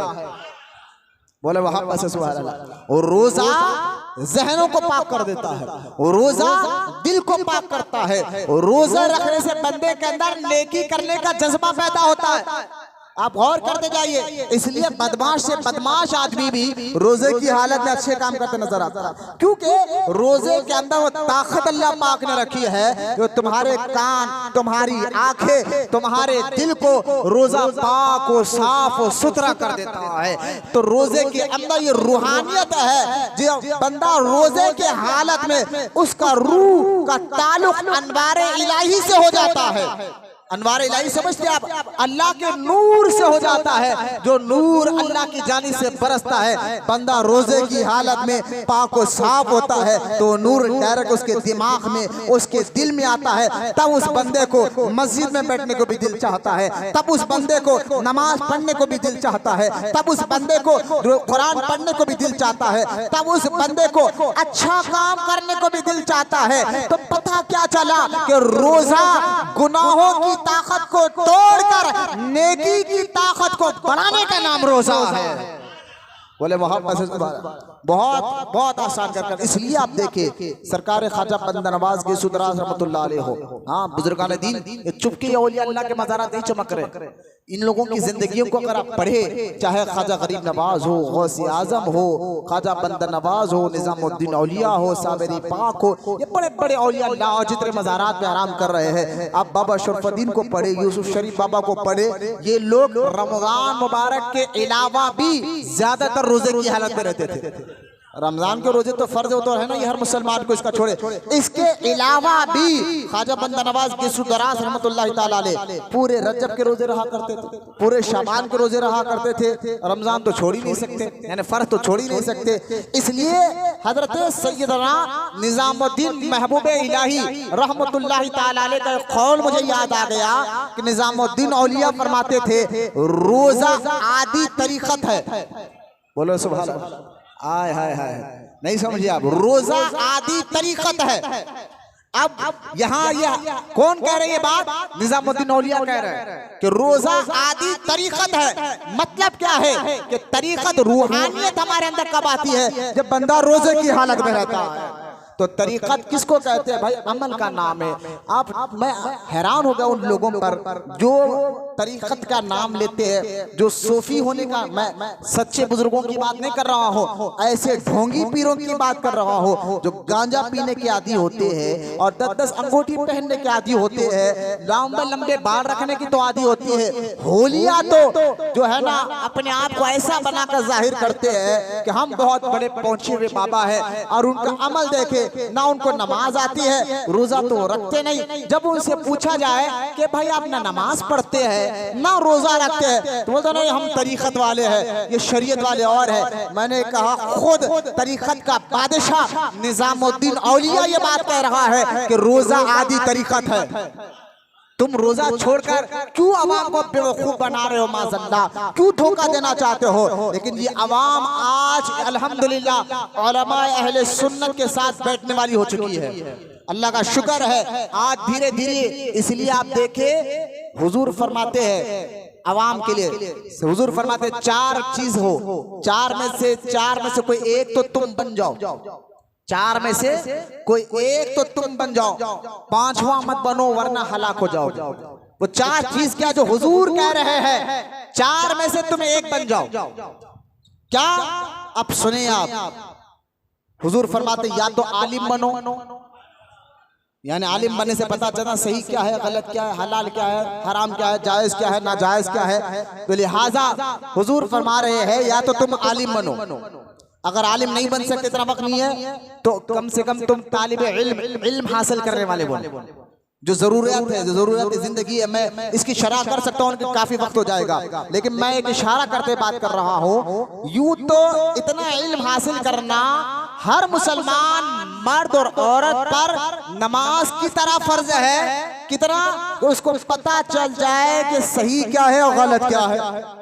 इतना तो इल्म हासिल करना है बाबा, हर एक के लिए लाजिम है, हर एक के लिए जरूरी है। अकीदे के बारे में और उसको अहकाम के बारे में सीखना जरूरी होता है। लेकिन हुजूर फरमाते या तो आलिम बनो, आलिम नहीं बन सकते, 4 में से एक बनो। हुजूर ने फरमाया तमाम को, और क्या प्यारी बात हुजूर ने बयान फरमाई। हुजूर जो कह दे वो बात मुकम्मल होती है, उससे ज्यादा कोई अक्लमंद बात कर ही नहीं सकता, उससे ज्यादा, क्योंकि अल्लाह ताला ने हमारे नबी को कामिल अक्ल अता फरमाई है।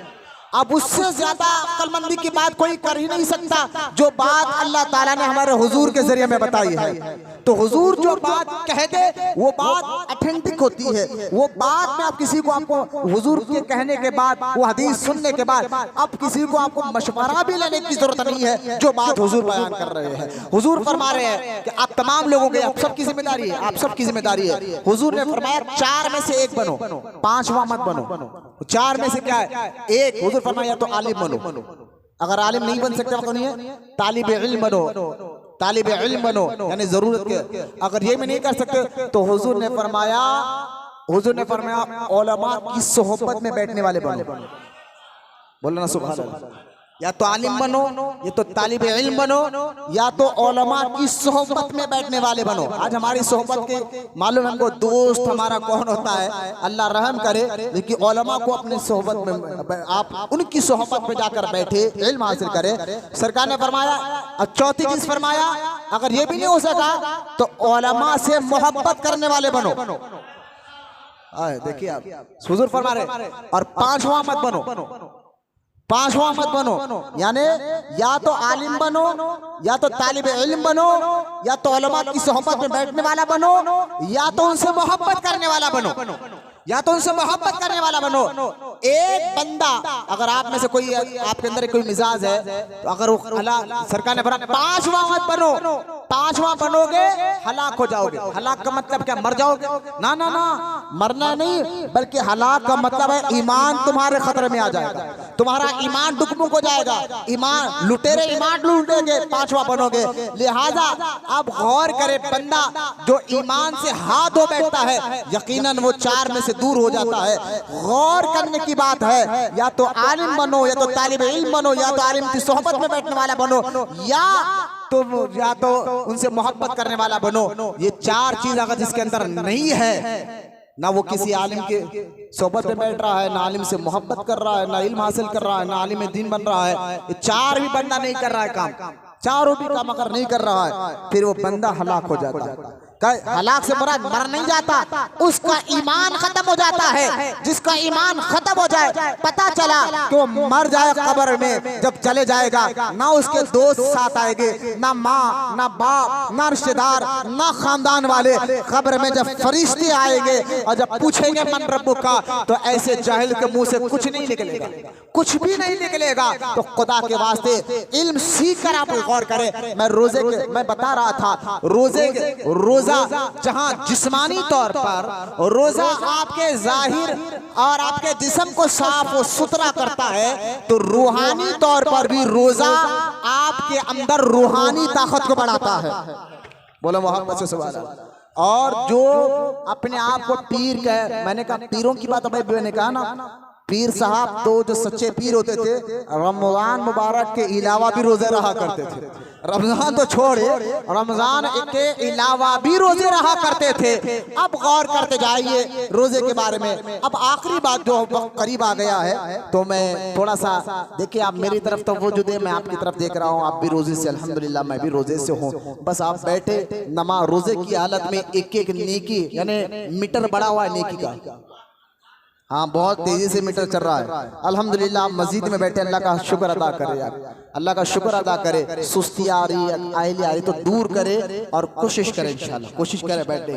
तो लिहाजा नमाज के इंतजार में बैठना भी इबादत है। आप बैठे हुए नमाज के इंतजार में, और बात भी तो कुरान हदीस की सुन रहे हैं ना, कुरान। बस मैं भी तो नीचे बैठकर भी बयान कर सकता हूँ, ऊंचा इसलिए बैठा हूँ कि मैं कुरान की बात कर रहा हूँ, हदीस की बात कर रहा हूं। मैं ऊंचा नहीं हूँ, ऊंची बात कर रहा हूँ इसलिए ऊंची जगह बैठा हूँ बस, वरना मैं आपके साथ बराबर होकर भी बात करने के लिए तैयार हूँ। तो चेहरे मत उतारिए, बिल्कुल वक्त करीब आ चुका है। तो रोजे के मैं जाहिरी फायदे और बातिनी फायदे बताने के बाद रोजे की 3 किस्मों पर मैं जिक्र करना चाहता हूँ। रोजे की 3 किस्में, मैंने रोजे का मतलब भी बता दिया है, माना भी बता दिया, कौन रोजा रख सकता है कौन नहीं रख सकता, मुख्तसर तौर पर मैंने आपके सामने वो भी बता दिया है। अब मैं आपको रोजे की 3 किस्में आपको बताना चाहता हूँ, जरा गौर से सुनिए आप। रोजा एक है अवाम का रोजा, आम आदमी का रोजा, और एक होता है खवास का रोजा, खास लोगों का रोजा, और एक होता है खवासुल खवास का रोजा। अब 3 किस्म है ना रोजे जो रहते हैं ना, रोजा तो एक ही है लेकिन रोजे रखने के 3 किस्म के लोग मिलेंगे आपको। अब ये देख ले, ढूंढ ले, 3 किस्म के लोग आपको जरूर मिलेंगे, अवाम का, खास का, खवासुल खास का। रोजा तो है किस्म के 3 लोग मिलेंगे आपको। अवाम का रोजा क्या है? रोजा तो एक ही है, गौर से सुनिए। रोजे का मतलब ध्यान में रख लेना, सुबह सादिक से लेकर यानी सहरी से लेकर इफ्तार तक 3 कामों से रुकने का नाम रोजा है। जो नए लोग आए वो भी सुन लीजिए आप, सहरी से लेकर इफ्तार तक 3 कामों से अपने आप को रोकने का नाम रोजा है। जिसका 3 काम क्या, एक खाने से, दूसरा पीने से, तीसरा शादीशुदा हो तो बीवी के करीब जाने से। तो लिहाजा सहरी से लेकर इफ्तार तक 3 काम से रोकने का नाम रोजा है। अब तवज्जो फरमाए, रोजा तो है एक उसमें रखने वाले 3 किस्म के लोग मिलेंगे आपको। रोजा रखने के 3 किस्म के लोग मिलेंगे आपको। वो कौन? पहले तो अवाम का रोजा, आम आदमी जो रोजा रखता है वो 3 कामों से रुकता है।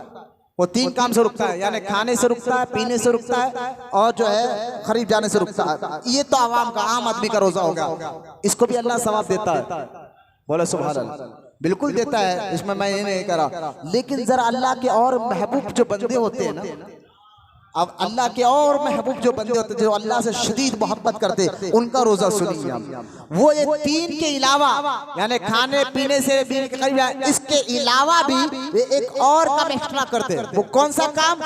वो अपने जुबान को भी रोजा रखते हैं, अपने आंखों का भी रोजा रखते हैं, कानों का भी रखते हैं, हाथों का भी रखते हैं, और पैर का भी रखते हैं। मतलब क्या है? जुबान से झूठ नहीं बोलेंगे, ये रोजा है जुबान का। आंखों से गलत चीज नहीं देखेंगे, ये आंखों का रोजा है। कानों से गलत चीज नहीं सुनेंगे, ये कानों का रोजा है। हाथों से गलत काम नहीं करेंगे, ये हाथों का रोजा है। पैरों से गलत जगह नहीं जाएंगे, ये पैरों का रोजा है। तो रोजा मैं कहता हूँ अल्लाह के और जरा महबूब बंदे थोड़ा आगे कदम बढ़कर जरा आप रोजे की हालत में, क्यों भाई? क्योंकि रोजे की हालत में बंदा रोजा तो रखता है, 3 काम से तो रुक रहा है, लेकिन झूठ से नहीं बच रहा।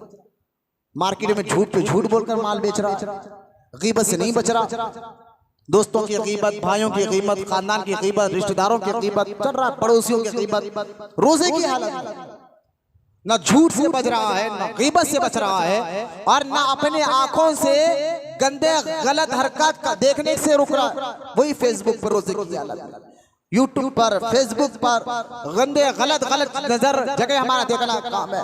तो कहाँ रोजा हो फिर हाथ से भी गुनाह हो रहा है, आंख से भी गुनाह हो रहा है। अरे भाई रोजे आप गौर करें, नहीं रहमत कौनैन सल्लल्लाहु अलैहि वसल्लम ने एक मरतबा हमारे नबी ने तवज्जो फरमाया, कौन आ रहा जा रहा उठ रहा बैठ रहा, तवज्जो छोड़े कुछ देर के लिए अपने आप को अल्लाह उसके रसूल के हवाले कर दीजिए। आपकी गाड़ी भी सही सलामत होंगी, आपके चप्पलें भी सही सलामत होंगे। बस यूं समझिए कि मैं और मेरा रब है, और मैं सुन रहा हूँ अल्लाह वालों की बातें, और जहनों में उतारेंगे इंशाअल्लाह। आप कोशिश करें। हदीस में एक मरतबा आता है, हुजूर ने फरमाया रोजा रखो और जब तक मैं ना कहूँ रोजा मत खोलो। ये रमजान का रोजा नहीं था, आम दिनों का रोजा था। एक बार हुजूर ने फरमाया रोजा रखो और जब तक मैं ना कहूँ इफ्तार ना करो। तमाम सहाबा रोजा रखे। अब जब एक इफ्तार का वक्त हुआ, एक सहाबी आते, हुजूर इजाजत है सरकार, ठीक खोल लो। एक इजाजत लेते खोल दे। आखिर में एक सहाबी आए, कहा या रसूल अल्लाह मेरी 2 नौजवान बहनें घर में हैं, वो भी रोजे थे, आपकी इजाजत चाहते हैं, अगर आप इजाजत दे तो वो रोजा खोले। तो हुजूर ने उनकी बात को सुनकर अनसुनी कह दिया, अनजान मार दिया। दूसरी साहबी, आप रोजा खोलो, आप रोजा खोलो, आप रोजा खोलो। वो सहाबी समझे शायद मेरे हुजूर ने मेरी बात सुना नहीं। फिर दूसरी मतलब हुजूर ने कहा या रसूल अल्लाह मेरी 2 बहनें हैं, रोजे की हालत में क्या हालत बहुत बिगड़ चुकी है, इजाजत दे। सरकार ने खामोशी इख्तियार किया।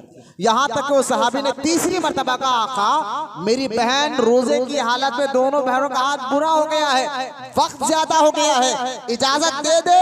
तो हुजूर ने फरमाया मैं क्यों इजाजत दूं, वो रोजा थे ही नहीं।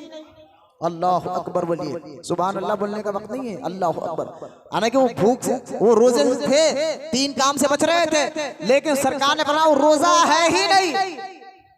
अल्लाह ने हमारे नबी को गैब की खबरें अता फरमाई है।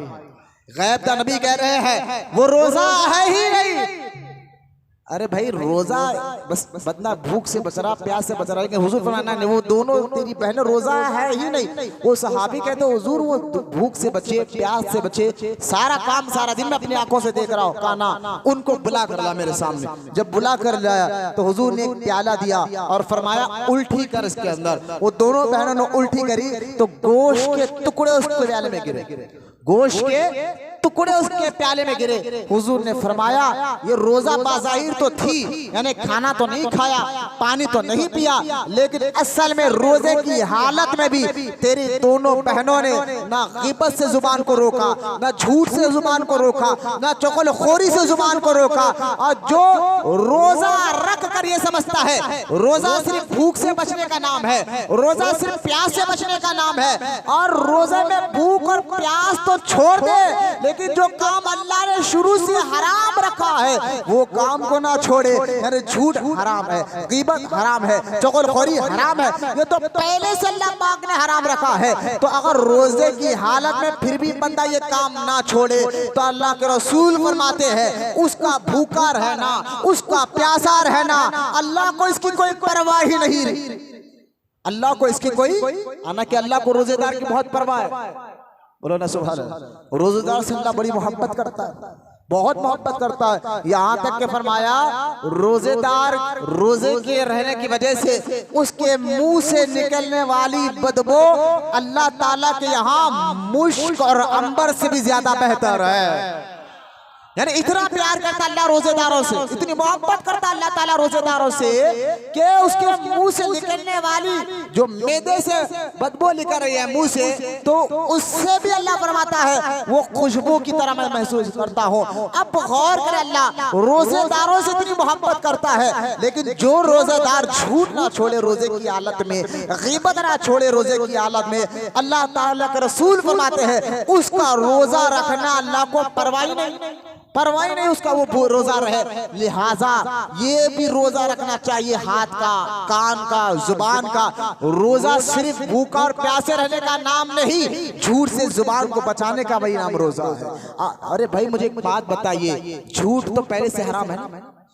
हराम है, गीबत करना हराम है, चुगलखोरी करना हराम है, गाली देना हराम है, ये तो पहले से ही हराम रखा गया है। और रोजे की हालत में अल्लाह ताला ने तुम्हें हलाल चीज खाने से भी मना फरमाया। खाना खाना हलाल है लेकिन मना फरमाया, पानी पीना हलाल है लेकिन मना फरमाया, शादीशुदा हो तो बीवी के करीब जाना हलाल है लेकिन मना फरमाया गया। जब अल्लाह ताला रोजे की हालत में हलाल चीजों से आपको रोक रहा है, गौर करने की बात है, अल्लाह ताला जब रोजे की हालत में आपको हलाल चीजों से रोक रहा है तो जो चीज हराम है वो रोजे की हालत में कर रहे हो तो यकीनन रोजे की जो रूहानियत है ना, बंदा आप देखे, लोग मुझसे कहते हैं मौलाना आप कह रहे थे कि रोजा रखने से बंदे के अंदर फरिश्ते वाली सिफत आती है। बोलो ना सुभान अल्लाह। आती है भाई, कोई शक नहीं है, रोजा रखने से बंदे के अंदर अरे भाई रोजा एक ऐसी इबादत है कि अल्लाह की एक सिफत है, वो सिफत अल्लाह बंदे को देता है। बोलो ना सुभान अल्लाह। मैंने सिफत समझिए आप, अल्लाह की सिफत कहते हैं खूबी को। सिफत किसको कहते हैं? खूबी को कहते हैं। अल्लाह के बेशुमार खूबियां है, देखिए एक खूबी अल्लाह के अंदर भी है और बंदे के अंदर भी है, वही खूबी अल्लाह बंदे को भी देता। बोलो सुभान अल्लाह। इसीलिए आप देखे, हम जब ये बात कहते हैं ना कि औलिया अल्लाह बुजुर्गान दीन को अल्लाह ताला अपनी तमाम खूबियों का मजहर बना देता है, तमाम खूबियों का मजहर बना देता है। यानी अल्लाह करीम है, उसकी खूबी है, अल्लाह करीम है, उसकी खूबी है, उसकी सिफत है। तो ये करीम वाली सिफत अल्लाह वलियों को भी दे देता है। इसलिए देखिए औलिया अल्लाह भी बड़े करीम होते हैं। अल्लाह रहीम है, रहम करने वाला है, उसकी सिफत है। तो इसलिए अल्लाह ताला औलिया अल्लाह को भी रहम दिल अता फरमाता है, रहम दिल बना देता है। अल्लाह ताला गफ्फार है, माफ करने वाला है। इसलिए आप देखे औलिया अल्लाह को भी अल्लाह ताला रहम दिल अता फरमाता है, कोई उनसे लड़े तो भी वो माफ कर देते हैं। बोलो ना वहां पे। तो ये अल्लाह अपनी सिफतें बंदों को भी देता है। तो लेकिन ये तो औलिया अल्लाह है, वो तो अल्लाह की हर सिफत को अपनाते हैं अल्लाह आगे। लेकिन अल्लाह का करम देखिए, एक सिफत ऐसी है जो अल्लाह ताला के अंदर भी है और अल्लाह उस सिफत को बंदों को भी दिया, और वो सिफत हर बंदा अपनाता है तो अल्लाह की सिफत, देखिए हर बंदा अपनाता है तो अल्लाह की खूबी, देखिए हर बंदे को अल्लाह अता करता है। आप कहेंगे मौलाना वो कौन सी खूबी है जो अल्लाह ताला के अंदर भी है? उस खूबी को अल्लाह हमें भी देता है, हमें भी दिया है। तो मैं बता रहा हूं, सुने, वो खूबी है भूख और प्यासा। अल्लाह ताला की एक सिफत है, अल्लाह को भूख नहीं, अल्लाह को प्यास नहीं लगती। बोलो ना सुभान अल्लाह। ना अल्लाह भूख से पाक, अल्लाह ताला प्यास से पाक है। तो रमजान जैसे मुबारक में अल्लाह ताला वही सिफत रोजेदारों को अता फरमाता है, रोजेदारों को अता फरमाता है कि भूख और प्यास रखकर बंदा अल्लाह के करीब हो जाता है। तो गौर करते जाइए कि रोजा ऐसी इबादत है। तो आपको मैं कह रहा हूँ, रोजा ऐसी बड़ी इबादत को रोजे की हालत में मुझसे वो लोग मुझसे मलाना, फिर रूहानी एक बंदा रोजा रख रहा है, रोजा रख रहा है, बीपी बढ़ गया, चिड़चिड़पना कर रहा है भाई बंदा। अरे भाई क्यों ना, वो रोजा है ना, बीपी बढ़ जाता है इनका। तो आप भाई रोजा रख के बीपी बढ़ जाए, ये क्या आपने सीख लिया है, क्यों ज़हन बना लिया है?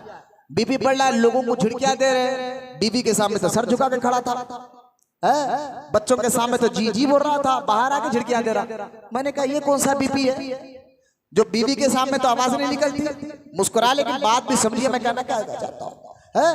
मैंने कहा नहीं, ये तुम माज़अल्लाह रोजा रखकर ये बताना चाहते हो कि माज़अल्लाह हम बहुत बड़ा एहसान कर रहे हैं ना।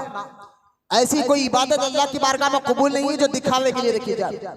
आप यकीन जानिए, रोजा तो आपके अंदर नरमी पैदा करता है, आपके अंदर नेकियों की ताकत पैदा करता है, आपके अंदर रोजा रूहानियत पैदा करता है, आपके अंदर रोजा जो है एक कैफियत पैदा करता है। लेकिन शर्त है उस रोजे को अल्लाह की मोहब्बत और उसकी रिजा के लिए रखा जाए। लिहाजा रोजा तुम्हारे अंदर के गुनाहों को खत्म करता है। तो लिहाजा अवाम का रोजा ना बने, खवास का रोजा बने, यानी हाथ पैर आँख कान का भी रोजे रखे, इससे भी आप बचे। और एक रोजा होता है खवासुल खवास का रोजा। खवासुल खवास का रोजा, ये वो रोजेदार है जिनको औलिया अल्लाह कहते हैं। जैसे ही वो रमजान मुबारक का चांद देखते हैं तो पूरा एक महीना उनका हर हर काम, उनकी हर हर हरकत, उनका उठना बैठना, हर वो काम वो सिर्फ अल्लाह के जिक्र के लिए करते हैं।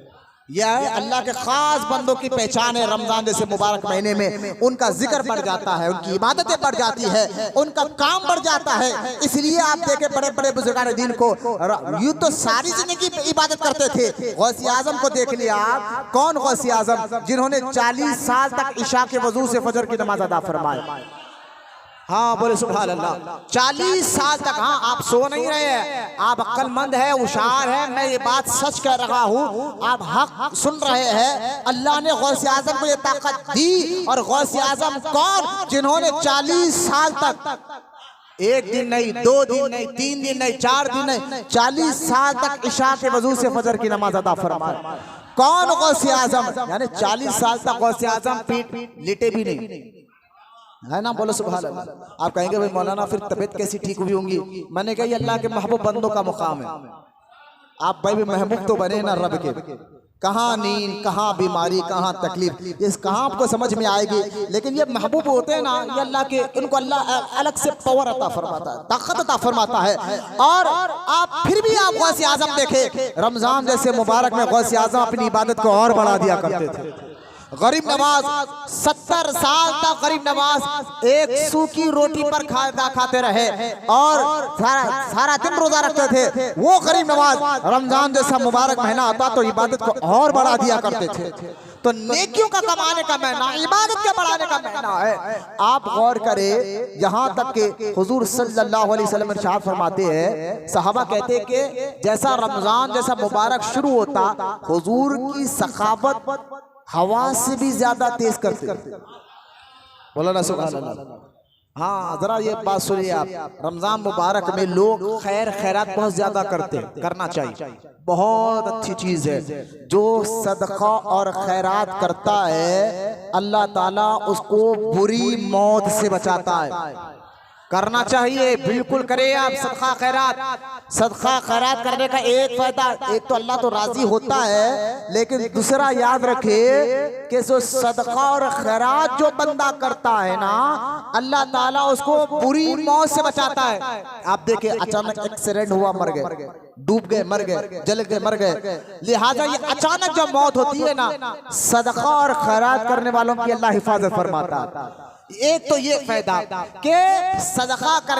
और रमजान जैसे मुबारक महीने में तो यहाँ तक कि हुजूर ने फरमाया, जो किसी मुसलमान को रमजान के मुबारक महीने में एक नया कपड़ा ला कर दे, नया कपड़ा ला कर दे, ये और बात है कि कपड़ा हम तो मार्केट से खरीदेंगे सबसे सस्ते वाला, ऐसा नहीं, ऐसा हरगिज़ नहीं करना चाहिए। जो सस्ते वाला कपड़ा है वो अल्लाह की राह में देना। कुरान 4 पारे की पहली आयत है, अल्लाह ताला ने कुरान में फरमाया, ऐ ईमान वालो अल्लाह की राह में वो खैरात करो जो तुम्हें पसंद है। आपको जो भारी, आप मुझे बताइए, हल्के वाला कपड़ा आप पहनेंगे या अपने बच्चों को पहनाएंगे? नहीं। जो चीज आपको पसंद नहीं है ना, आपको बच्चों के लिए आप पसंद करते हैं, वो अल्लाह की राह में कैसे आप देने पसंद कर रहे हैं? आप एक दीजिए लेकिन अच्छा चीज दीजिए। मैं कहने का मकसद ये, एक दीजिए अपनी हैसियत के मुताबिक दीजिए, लेकिन अच्छी चीज दीजिए, ये अल्लाह को पसंद है। तो खैर सदका और खैरात रमजान जैसे मुबारक महीने में रोजे की हालत में जब बंदा इसको ज्यादा बढ़ा देता है, और बढ़ाना भी चाहिए, क्योंकि आप अच्छा देखिए, एक और हदीस पाक है कि एक बंदा सीधे हाथ से दे, अल्लाह को वो सदका बहुत कबूल है। सीधे हाथ से दे तो दाहिने हाथ को कबूल पता ना चले, यानी सीधे हाथ से दे तो लेफ्ट हैंड से बाएं हाथ को पता ना चले। ये सदका अल्लाह को बहुत ज्यादा कबूल है। लेकिन हमारी एक गलती यहाँ पर एक और हो रही है। अरे कान खोलकर सुनिए, ये मसला सब सीखे बच्चे, आप सबको कह रहा हूँ, जरा सीखे ये मसला। एक बहुत बड़ी गलती सदका खैरात को लेकर रमजान जैसे मुबारक महीने में हमसे हो रही है, और इतनी बड़ी गलती हम समझ रहे कि हम खैरात, बास वक्त क्या होता है, हम समझ रहे हैं ये काम नेकी का है, अच्छा है, लेकिन वो काम गुनाह का होता है, पता नहीं चलता। इसलिए हमें सीखना चाहिए ना। तो गलती क्या हो रही है, सदका खैरात जो है हम निकालना चाहिए। जिनको अल्लाह ताला ने माल दिया वो ज़कात निकालता है, जिसको माल ना भी हो, जैसे कि मैंने भी आपको बताया, खाली रमजान मुबारक में अगर एक जोड़ा किसी को पहना दे आप अपनी तरफ से, तो क़यामत के दिन अल्लाह ताला उस शख्स को 70 जन्नती जोड़े अता फरमाएगा। बोलो सुभान अल्लाह।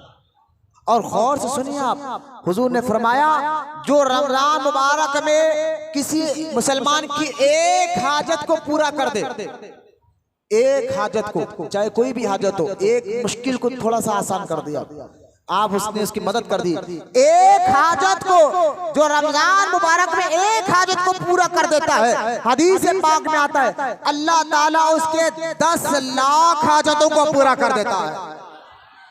बोले मोहब्बत से सुभान। तो अब लेके हम हाजत पूरी कैसे कर रहे हैं, जरा सुनिए अब गलती हमसे क्या हो रही है। अब ये गलती आप सीखेंगे, इस गलती को दूर करेंगे, क्योंकि हमारा जो पैसा है मेहनत वाला है, मैं समझता हूँ। और कुरान कहता है, हाँ कुरान कहता है फजूल खर्ची करने वाला शैतान का दोस्त। बाद लोग बोलते हैं अरे छोड़ो हजरत कोई भी रहने दो उनको, नाना बाबा ये कुरान हर चीज का इल्म सिखाता है, दीन सिखाता है, और नहीं किसको भी दे सकते। क्या हो रहा हो, मजाक कर रहे हैं तो बाहर चले जाओ, तरह ज्यादा करते हैं तो। लेकिन आप सुनिए हमारा 1 रुपया भी, सुनिए 1 रुपया भी फजूल खर्च करना हराम है। क्या है, गुनाह हो रहा जनाब, आपको पता नहीं चल रहा। फजूल खर्च करना हराम है। लेकिन कब, पहले आप सीखे तो सही ना। सदका खैरात जो है ना, हमारे ज़कात, चाहे सदका 2 किस्म के होते हैं ना, 2 किस्म के, एक तो ज़कात, और ज़कात जिनको अल्लाह ताला ने दौलत अता फरमाई, उनको साल पूरा हो जाए तो ज़कात निकालना तो उन पर फर्ज है, वो तो जरूरी है। और एक होता है नफीली सदका, वो तो आप हम सब देते हैं, चलते फिरते दे देते हैं ना, तो नफीली सदका। लेकिन ये दोनों सदका के असल हकदार तक हम पहुंचाएंगे तो वो सवाब मिलेगा। असल हकदार तक वो पहुंचाएंगे तो सवाब मिलेगा। हर ऐरे गैरे नट्टू खैरे को देने से नहीं मिलेगा। हम तो हर एक को देकर समझ रहे हमने तो सदका दे दिया, ज़कात दे दिया।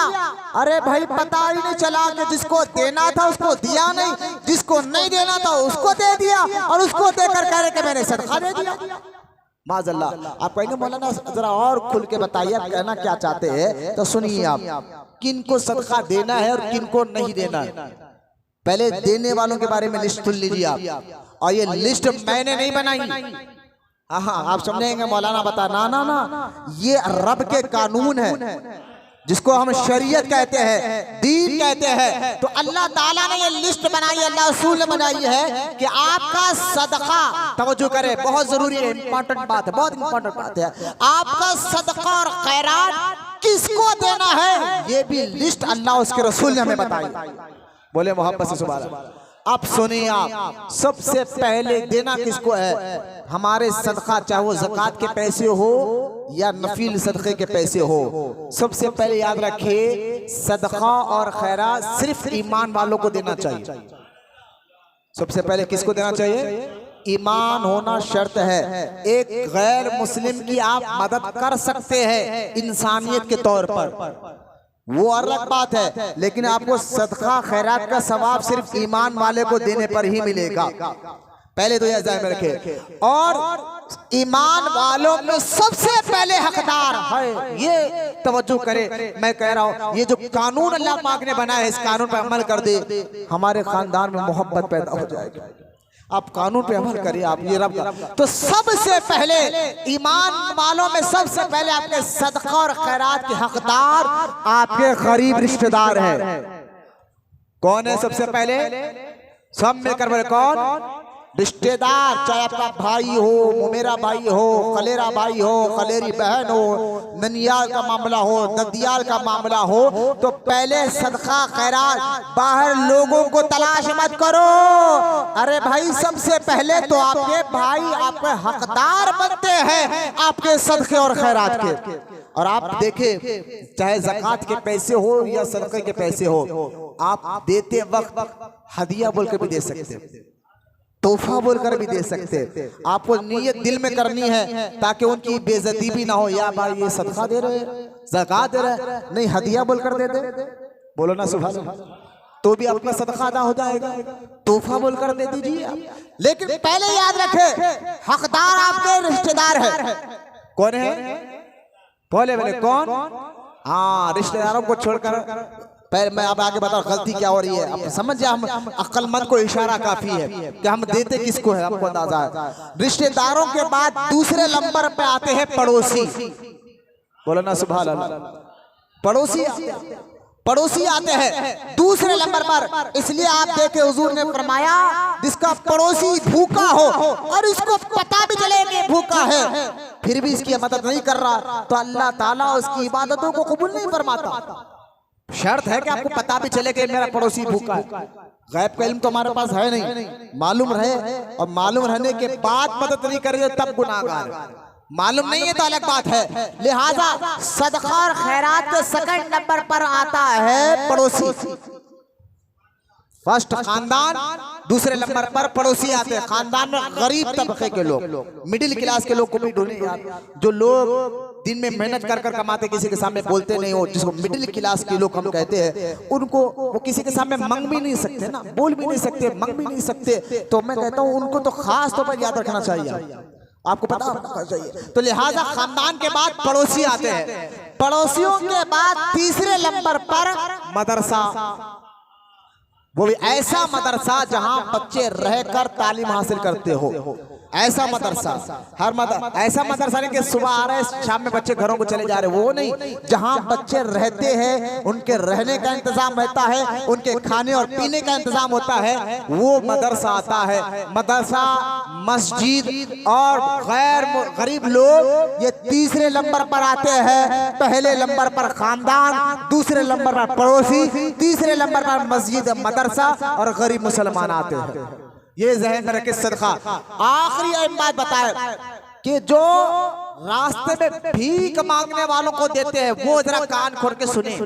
सिग्नलों पर जो भीख मांगने वालों को दे रहे हैं, हमारे सदका खैरात जो दे दे, खास तौर रमजान शरीफ में लोग बड़ा रहम दिल का मुजाहरा करते, दे दो बंदा कोई भी हो, हमें क्या मतलब है, हमें मतलब नहीं है, अल्लाह का बंदा है दे दो। अरे अल्लाह के बंदे, उसी रब ने ये कानून बताया है, उसी रब ने बताया है कानून। तुम अपने मन चाही जिंदगी पे अमल मत करो, कुछ हासिल नहीं होगा। रब चाही जिंदगी पे अमल करो। सिग्नल जरा कान करके सुने, सिग्नलों पर पैसे देना हराम। जो पेशावर फकीर होते हैं, जिनके मांगना ही आदत है, जिनका इसको कहते हैं पेशावर फकीर। गौर से सुने, पेशावर फकीरों को जो सिग्नलों पर नजर आते हैं, जो घरों में खटका मारकर आपको आवाज देकर मांगते हैं, ऐसे पेशावर फकीरों को रहम खाना, ना रहम मत खाइए। जहां रहम खाना है वहां अल्लाह उसके रसूल ने बता दिया कहां आपको रहम खाना है और कहां रहम नहीं खाना है। इसलिए मैं कहता हूं, गुस्सा कहीं पर करना इबादत है तो कहीं पर करना हराम है। हमारे अंदर गुस्सा रखा गया तो गुस्सा कहीं पर करना इबादत है और कहीं पर करना हराम है। तो जो अल्लाह के लिए गुस्सा करना इबादत है, तो लिहाजा पेशावर फकीरों को मत दिया दीजिए। सिग्नलों पर, घरों पर जो मंगने आते हैं, ये पेशावर फकीर है। अल्लाह के वास्ते दीन सीखे समझे, आपका 1 रुपया भी सही जगह खर्च होना चाहिए। ये अल्लाह को पसंद है, उसके रसूल को पसंद है। अल्लाह ने कुरान में फरमाया, जो फजूल खर्ची करता है वो शैतान का दोस्त है। अब आपकी मर्जी, आपको अल्लाह का दोस्त बनना है या शैतान का, ये आपकी चॉइस है। मैंने तो आपको शरई मसला बता दिया है। एक तो पेशावर फकीरों को मत दीजिए। दूसरा, हमारे घरों पे आजकल इंटरनेशनल फकीर भी आ गए। इंटरनेशनल फकीर मैं चढ़ाने के लिए कह रहा हूं, यानी ऐसे फकीर लोग भी आ गए हैं जो डायरेक्ट भीख मांगने वाले के नहीं आए, भीख मांगते हुए नहीं आते आपके पास, मदरसा चला रहे बोल के आ रहे। हाँ, मदरसे के नाम पर फ्रॉड हो रहा है, फ्रॉड, धोखा हो रहा है। अरे मदरसा, मस्जिद के नाम पर फ्रॉड हो रहा है। लोग धोखा दे रहे हैं मस्जिद के नाम पर, दरगाहों के नाम पर धोखा दे रहे हैं, मस्जिदों के नाम पर धोखा दिया जा रहा है, मदरसों के नाम पर धोखा दिया जा रहा है। लिहाजा जब तक मदरसा सुन्नी का हो और आप अपनी आंखों से देखते हो कि वहां वाकई लोग रहते हैं, तहकीक करे बगैर मत दीजिए। वरना मदरसे के नाम पर ऐसा चल रहा है फ्रॉड। आजकल एक माफिया चल रहा है कि मदरसे वालों का भी, मैं हर मदरसे की बात नहीं कर रहा हूँ, मदरसा हमारी बुनियाद है दीन की, वहां से लोग आलिम बनते हैं, हाफिज बनते हैं, लेकिन सही मदरसे को पहचाने आप। आज ऐसे माफिया चलाने वाले मदरसों को, हमारे हैदराबाद ओल्ड सिटी में ऐसे मदरसों की कमी नहीं है।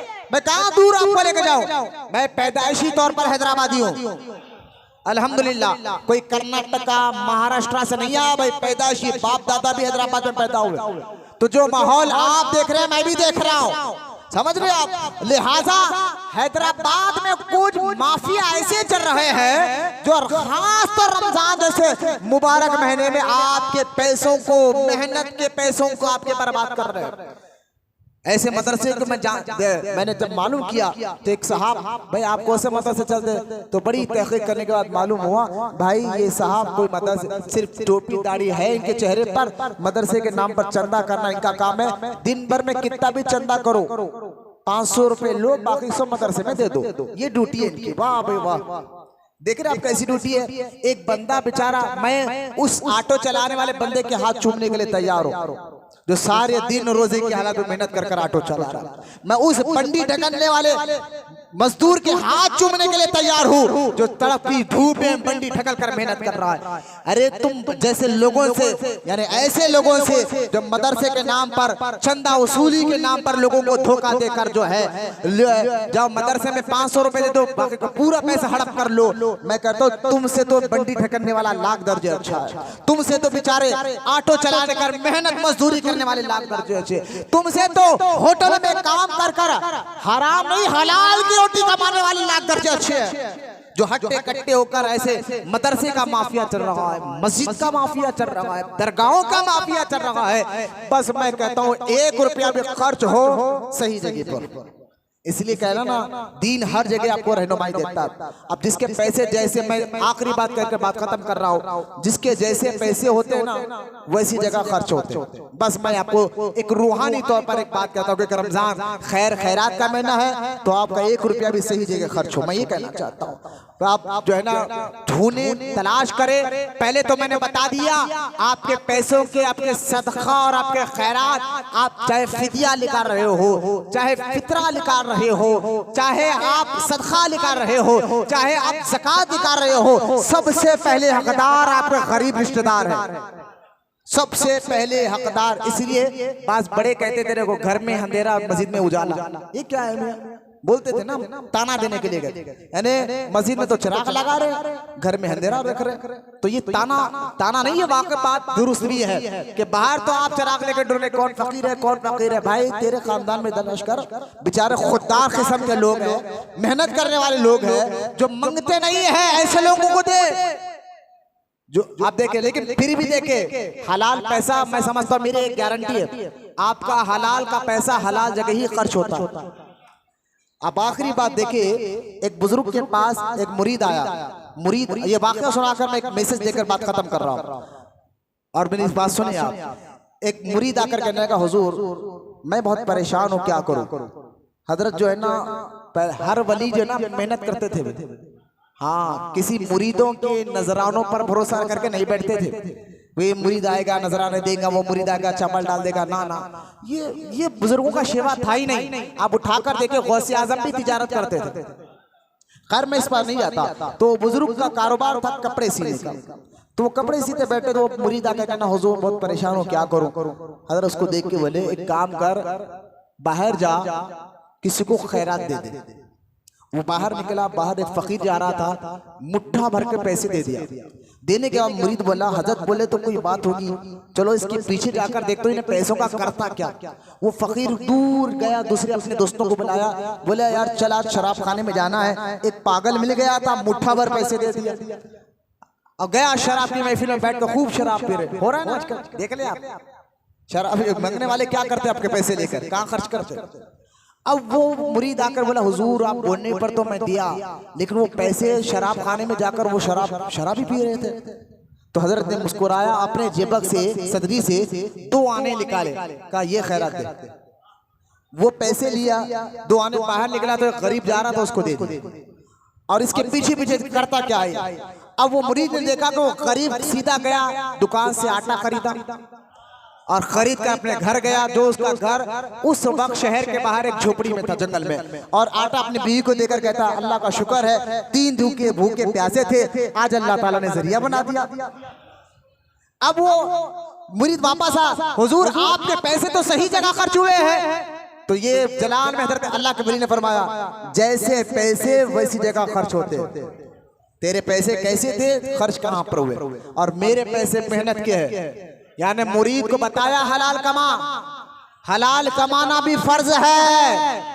इस्लाम में 5 नहीं 6 फर्ज है ना। कलमे के बाद नमाज, रोजा, हज, ज़कात है तो हलाल कमाना भी फर्ज है। और जो हलाल कमाता है, मेंबर पर बैठ कर कह रहा हूं, उसका 1 रुपया भी अल्लाह जाया होने नहीं देता।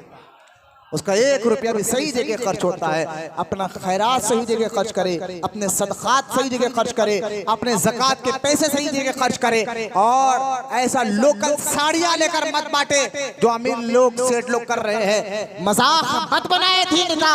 अल्लाह ने दौलत दी है तो कुरान कह रहा है अपनी हैसियत के मुताबिक लोगों को बांटो। लिहाजा अल्लाह की बारगाह में दुआ, अल्लाह तमाम को कहने सुनने से ज्यादा अमल की तौफीक अता फरमाए या रब्बुल आलमीन। जितने बूढ़े, बच्चे, नौजवान यहाँ बैठे, मौला के बैठने को कबूल फरमा। इन तमाम को सच्चा आशिक रसूल बना और क़यामत तक इनकी नस्लों में आशिक रसूलों को पैदा फरमा। वमा अलैना इल्लल बलाग वल्हम्दुलिल्लाहि रब्बिल आलमीन।